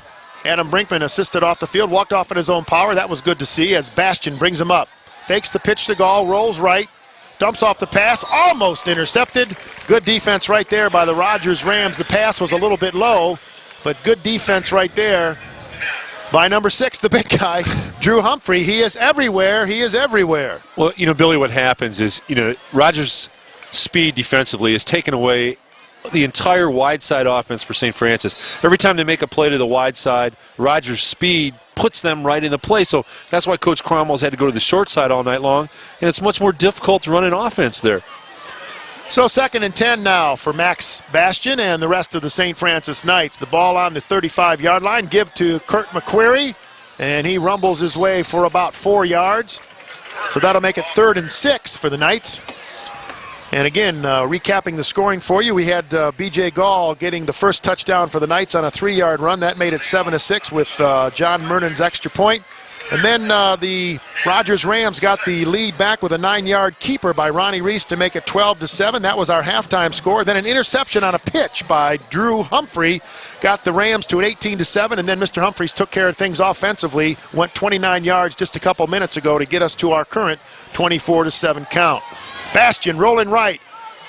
Throws over everybody, but I'll tell you, I'm really impressed with that young man's arm. He's got a little spice on that ball. But look where he is, Billy. He's laying on his back. What happens again? They sprint to the wide side of the field, and Rogers' pressure comes so quick to the wide side with their foot speed that you can't allow a pattern to develop. The youngster just had to fling it. So that makes it 4th and 6, 8:04 the clock stopped on the incomplete pass. Again, we want to thank some of our sponsors tonight for helping us with high school football. Charlie's Dodge, Subway, the Alliance of Construction Professionals, Roberts Menswear, Central Catholic High School, and Cellular Central. Here's Bastian, pitch back to Gall, almost tackled in the backfield, but he gets away and he is nailed by Mr. Earl again, DeAndre Earl. He may not make the first hit, but he's always there to pick up the pieces. Yeah, I can't get over the total team speed that Rogers has defensively and offensively. They're trying to run a wide side option, and B.J. Gall makes a nice move, cuts up inside. But, they just have tremendous foot speed. They can outrun mistakes, Bill. Nice hand for the Rogers Rams defense by the Rogers Ram faithful as they come off, as that was a 4th down. They didn't make it, so the Rogers Rams take over on downs, and the ball starts on the 28-yard line. This is Reese trying to surprise him with a quarterback sneak, gets into the backfield of the St. Francis defense, and picks up about 10 yards, so that will be a 1st down, we believe, depending on the mark. Yep. And Billy, as this season progresses for Rogers, I'll tell you what, they can do even more with Ronnie Reese. I mean, he's got great feet. They could use him in the shotgun a little bit. They could sprint him out. They could bootleg him. And he throws the ball fairly well, too. So, there's another dimension that they haven't tapped into yet. Well, I would assume, Coach Cole, with 7:38 running here in the 4th quarter, I got to believe that Coach Rios is going to keep it on the ground with the big horses that he's got. Yeah, I think you're just going to see ground chuck again for the next 7 minutes. Here's the give. Humphrey running east and west, trying to turn the corner. Here come 5 Knights. Then they finally run him out of bounds. And a flag on the play. No flag. They said no.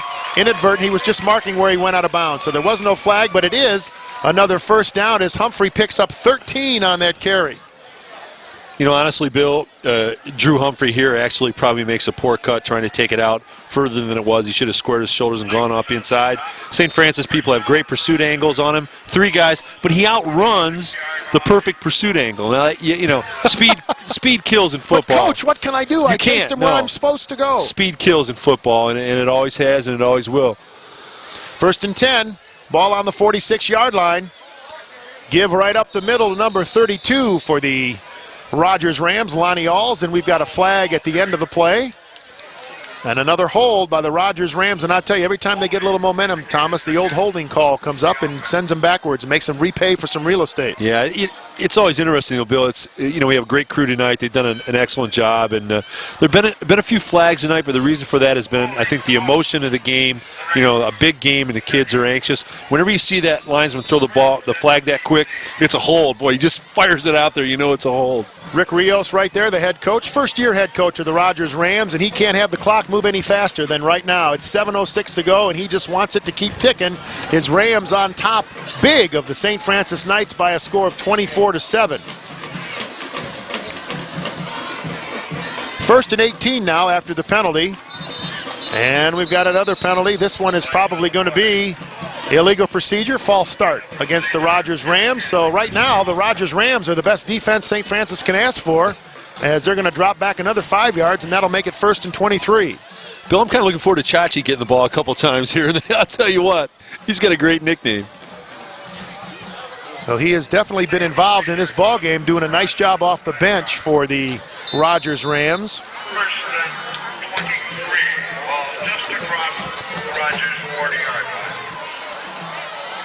So Mr. Reese is going to trot over toward the sidelines to get some instruction from his coach. He's happy with what he heard. I'll tell you what, it's going to be a long bus ride back to Bancroft for Coach Cromwell and his Knights, but I'll tell you what, Coach will have them ready to play next week. Coach Cromwell and his staff do a great job, and year in and year out, I don't think anybody in the city coaches any better than Coach Cromwell, and he'll have these kids ready to play next week. There's a timeout on the field now as the teams try to get themselves ready to go for these last 6.5 minutes here in the fourth quarter. It's 24-7. The Rogers Rams on top of the St. Francis Knights in a battle for first place in the City League.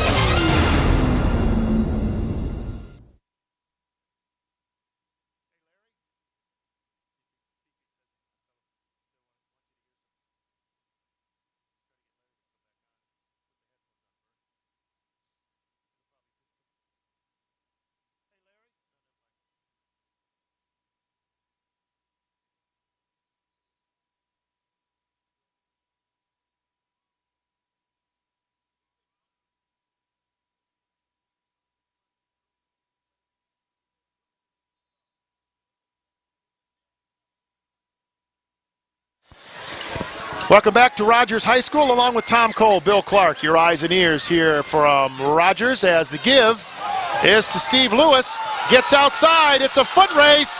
One man's got a shot at him. Jamie Whaley knocks him out of bounds at the 10-yard line. Great pursuit angle by the Knight, but a great run by Steve Lewis. And again, it's not just Mr. Humphrey. It is a bevy of great runners for the Rogers Rams. Well, I tell you what, if I was going to play Rogers in the next, well, here we go. He breaks, takes the isolation, breaks it outside, and here again, Bill, speed takes over. Speed kills. There's straight speed here, but the young St. Francis man, Jamie Whaley, really deserves credit. Perfect pursuit angle to get him out of bounds there. That's good coaching.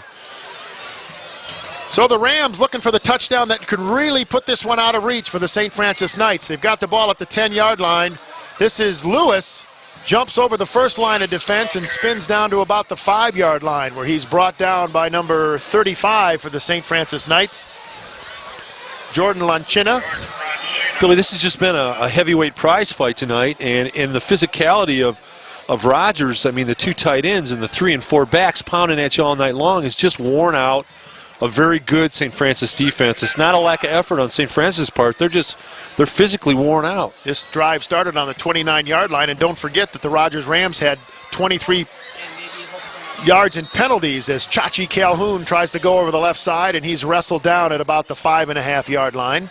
So as far as the Rogers Rams go, they'll take their time, and with the clock running at 5:34, they don't have a whole lot of time to wait before they can celebrate a huge victory here in the football program of the Rogers Rams. If you were with us earlier in the ball game, we told you that the series between these two teams over the years, the 26 games that have been played, the St. Francis Knights are 25-1 against the Rogers Rams. But these young people, they don't care. They're looking to make it 25-2, and that's the only game they care about.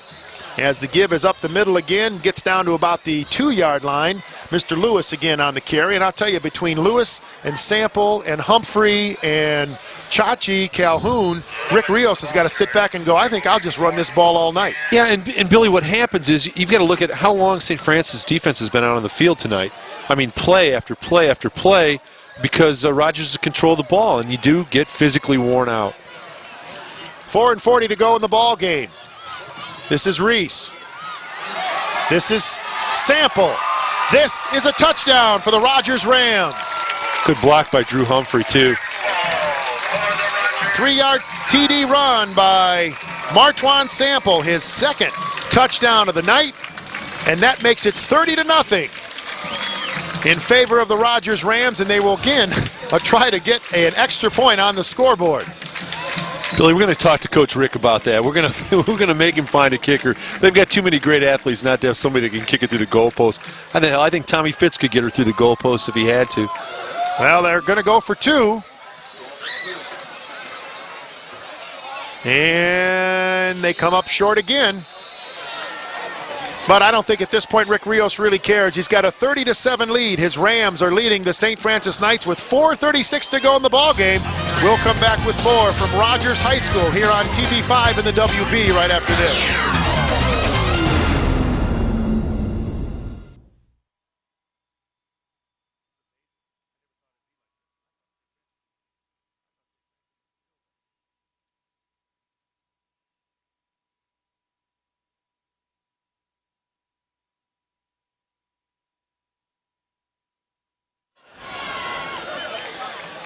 Okay, here we go. You brace to the outside.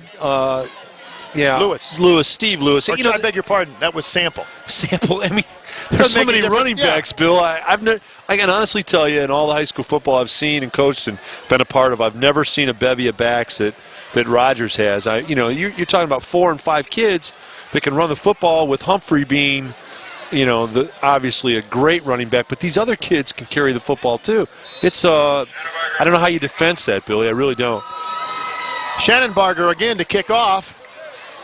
And it's going to be corralled right on the line pretty much by number 63, John Wright, a center for the St. Francis Knights. He'll stay on the field and work with Max Bastian and the rest of the St. Francis offensive unit, as they are really going to have to get some offensive numbers up on the board. They trail by 23, 30-7 with 4.5 minutes to go in the ball game. Well, Billy, when you're an old quarterback, this is welcome to my nightmare time. You're down 30-7. Everybody knows it. You got to try and make plays, and they're going to send people after you, and it's not a lot of fun. So Bastian brings him back up, the senior subbing for Brett Auer. Power I formation, fakes the pitch to Gall, rolls right, fires right, and it's picked off! Interception by the Rogers Rams. Great play right there by number 5, Steve Lewis. I tell you, the Rogers Rams are not doing anything wrong tonight. Steve Lewis, he looked like the intended receiver right there. Bastian rolled to his right, put a little zip on the ball, but I tell you, Mr. Lewis stepped right in and caught that football. Yeah, what you had, Billy, is twins right, sprint out right, and he just broke on the ball. I mean, he read the route, single pattern route to the sideline. He broke on it the minute it was thrown, and good for Rogers, not so good for St. Francis. This is Lewis again, and he is spun down, brought down by number 47, Steve Fender, and number 51 on the tackle as well, Chris Trabick, as you see the scoring drive by the Rogers Rams. 8 plays, 71 yards. Capped off by that 3-yard TD run by Martwan Sample, the transfer from Scott High School.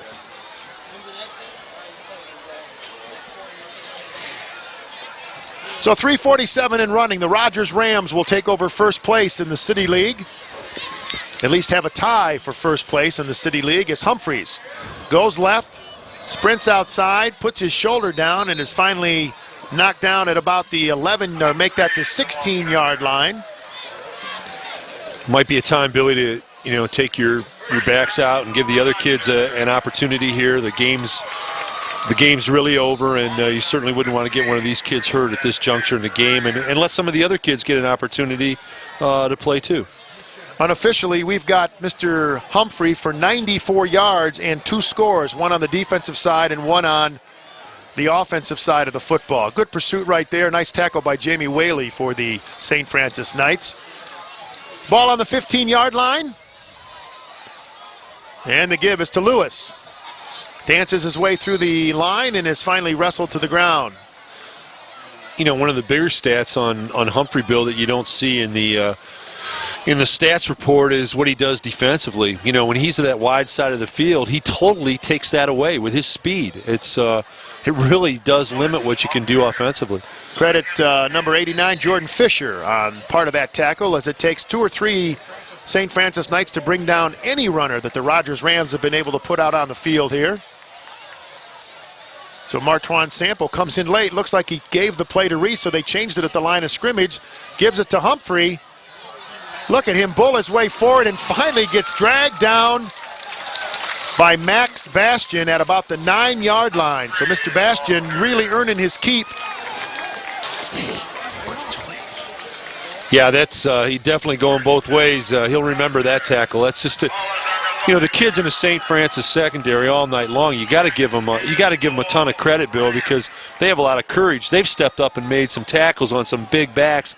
Not one kid has shied away. They put their hat on them, and it's been a long night for them.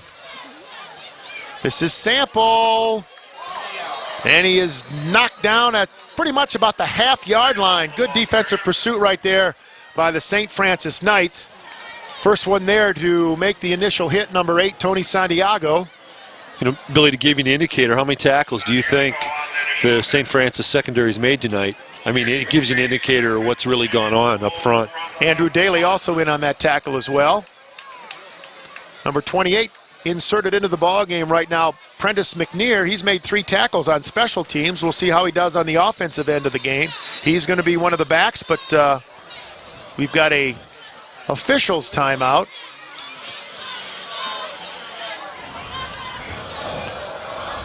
As we check out our Cellular Central player of the game, congratulations to number 6, Drew Humphrey of the Rogers Rams.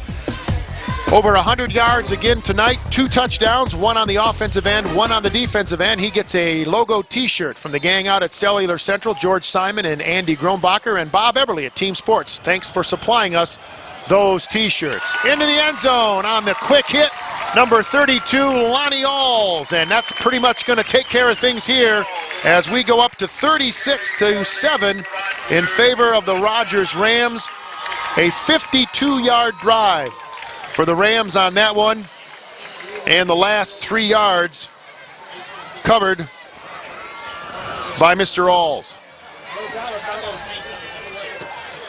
So once again, Ronnie Reese brings him up. I don't mean to laugh. It's just that when you talk about trying to get the ball in from an extra point, this is Chachi Calhoun, and he is thwarted before he gets to the goal line. And Rick Rios right now, I'm sure, will smile about that too. We will ask him about that in our postgame show, which you'll want to stay tuned for.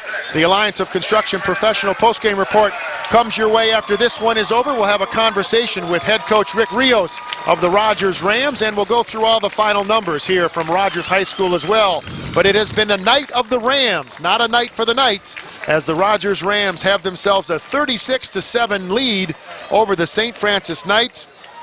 They led it at halftime 12-7. At the end of the third quarter, it was 18-7 Rogers, and they tacked on 3 more scores here in the fourth quarter to give the St. Francis Knights a huge setback, and the Rogers Rams, for the time being, will still be tied for the number 1 spot in the City League, and the St. Francis Knights will fall 1 game off the pace. Congratulations to our sub of the game.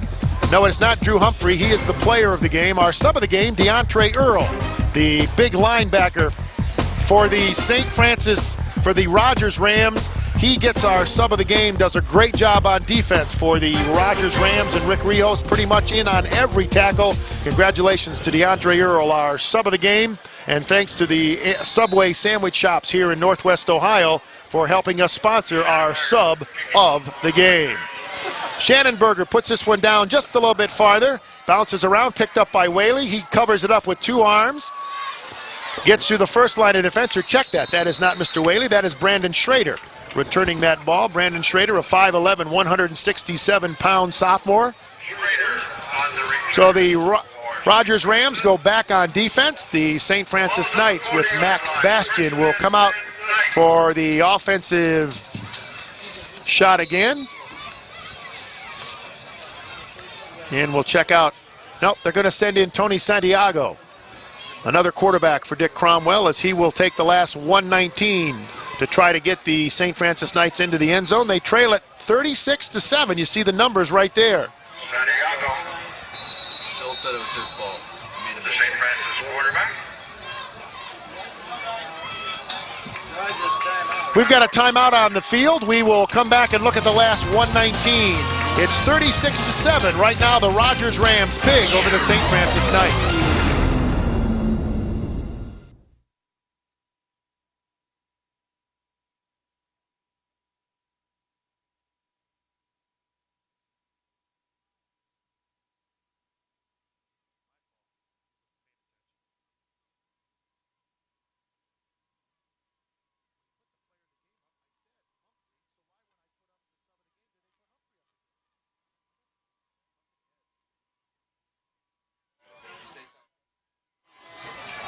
There are some happy Rogers cheerleaders right there along with the Ram mascot, as the Rams have done a number on the St. Francis Knights. You see it right there.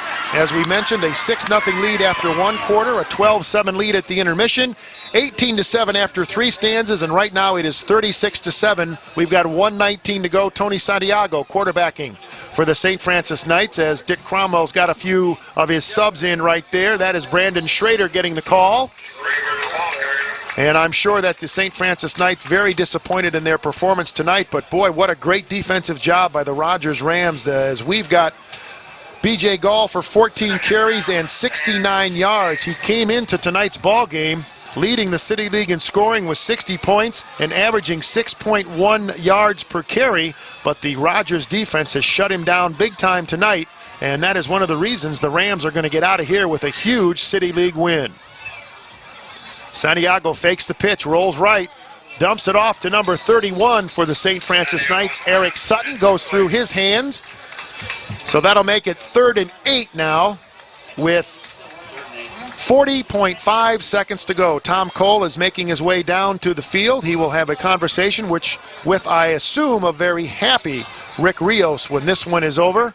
Rick told us before the game, as we said, if you are fortunate enough to win this ball game, we will be doing an interview with you at the end of the ball game, and he says, I hope I get to see you guys one more time tonight. Well, his wish is coming true as the St. Francis Knights come up.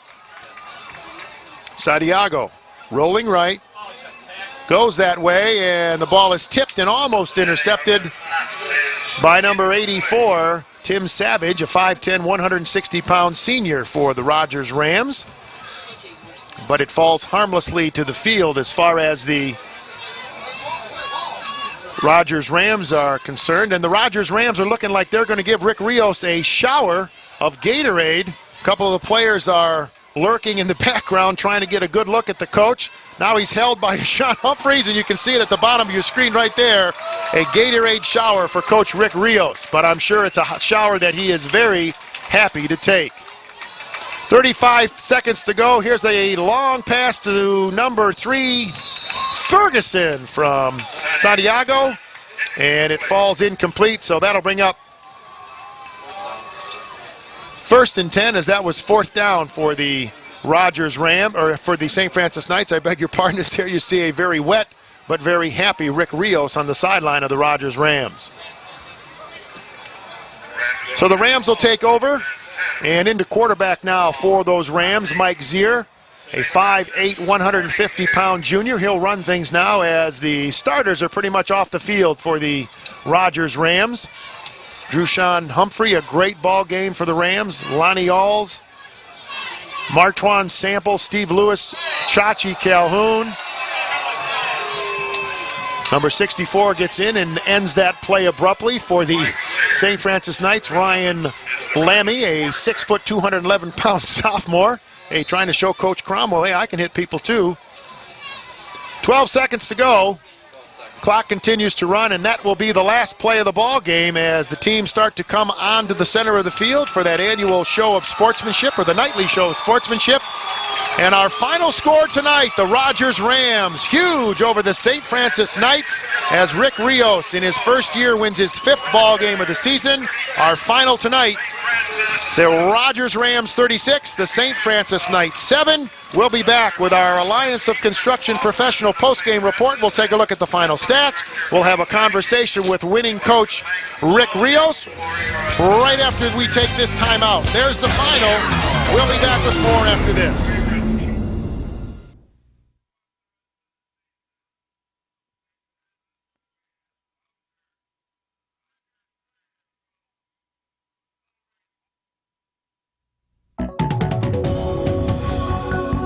The high school football postgame report is brought to you by the Alliance of Construction Professionals.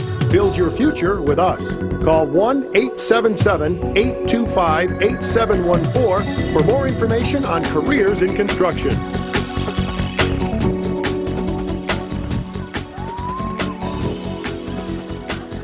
Tom Cole back at Rogers High School, where the score was 36-7. Rogers over St. Francis, and I'm here with I know, is an extraordinarily ecstatic coach, Coach Rick Rios. Coach, congratulations to you, your assistant coaches, and your kids. And I got to tell you a couple things, Coach. First of all, I've never seen a group of running backs that had that kind of talent, collectively, number one. And then secondly, how about your big guys up front? You know, they don't get the name recognition, but Coach, upstairs with my partner Bill Clark and I, we saw some great holes open up. I thought they did a fantastic job in the second half up front, and we challenged them at halftime, and we told them flat out that people around town have been talking about all our running backs, but they haven't said a word about our line, and our line got the job done in the second half. Coach, I know you're a modest guy. I remember when you were an outstanding quarterback here at Rogers. And I'll tell you what, you know, Bill and I noticed upstairs, and we talked about it a little bit before, you can tell how much the kids have bought into what you're teaching, bought into your program, and they like what you're doing. There's a good feeling on this team. Well, I love our kids, and the one thing that we said before the game was we needed 40 kids that I told them they were my 40 sons that had to come out and play as one today, and they sure did in the second half. Coach, that's what high school football is all about. You can sense the camaraderie. And, Coach, I think your offense is really kind of weatherproof. You know, as we get into the season and the weather's going to get bad, it isn't going to affect you guys. Well, I like some of the things we're doing right now. I'd like to be a little more productive throwing the ball, to be honest with you right now. Being an ex-quarterback, I'd like to put it up more, but the way we're running the ball, I mean, that's what we're going to stick with. Well, I think it's the if it ain't broke, coach kind of thing. But, you know, Ronnie Reese, we should give him credit. He does a nice job handling your team, directing the offense. You know, a lot of composure out there. He does an excellent job. Coach, again, for Bill and myself, we want to say tremendous congratulations to you. Plaudits go to you, your assistant coaches, and your kids. Thank you. God is good. All right. Please stay tuned. I'll be back with my partner, Bill Clark, to have the final wrap-up and look at the stats.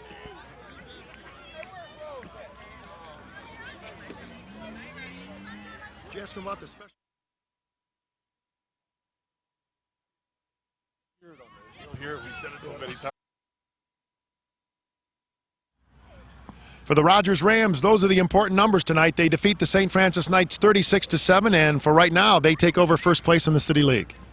I tell you, I was just astounded by the numbers. You know, we know St. Francis is a very good football team, and Rogers just pounded them running the football, Bill. And what happens is, not only did they control the ball, but how many snaps St. Francis didn't get. You know, that's also a large part of the stat. Taking a look at those final numbers, you can see where Rogers did their damage. On the ground, 376 yards, 105 rushing for St. Francis.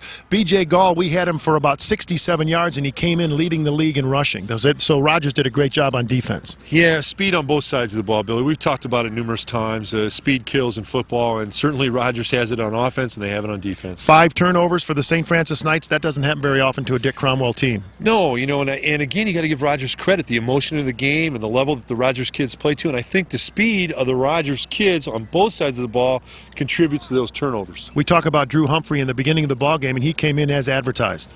Yeah, he's kind of scary. How about thinking about tackling him next year still? I mean, you and I couldn't tackle him in a Volkswagen if we had a head start. I mean, you know, the kid is a terrific back. I think Coach Rick had it right. The kids up front deserve a lot of credit. Ronnie Reese runs the offense very well. And then they've got 3 other backs that they bring in that equally are talented. It's tough for the defense to key on Humphrey when you got those 3 other quality backs. That pretty much takes care of the Alliance of Construction Professional postgame report. Stay tuned. Tom and I will be back to wrap things up and tell you about next week's game right after this timeout. The High School Football Postgame Report is brought to you by the Alliance of Construction Professionals. Build your future with us. Call 1-877-825-8714 for more information on careers in construction.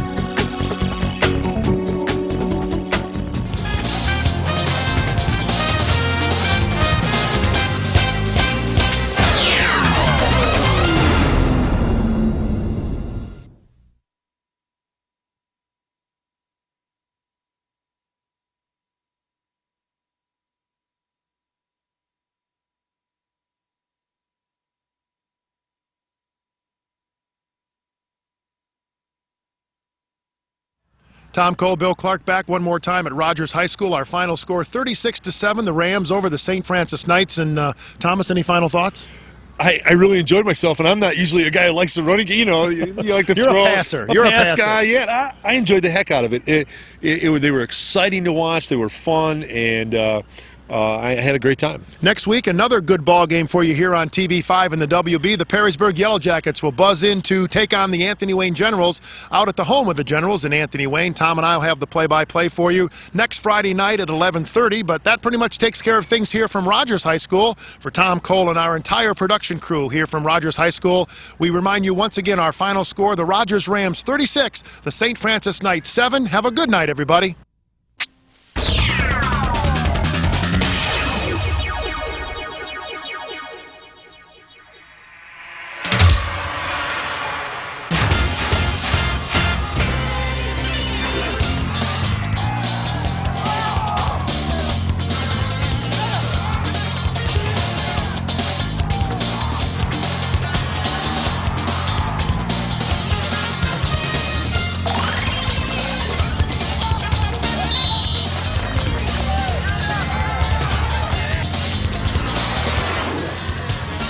TV5 Sports, the home of the WB, presents High School Football.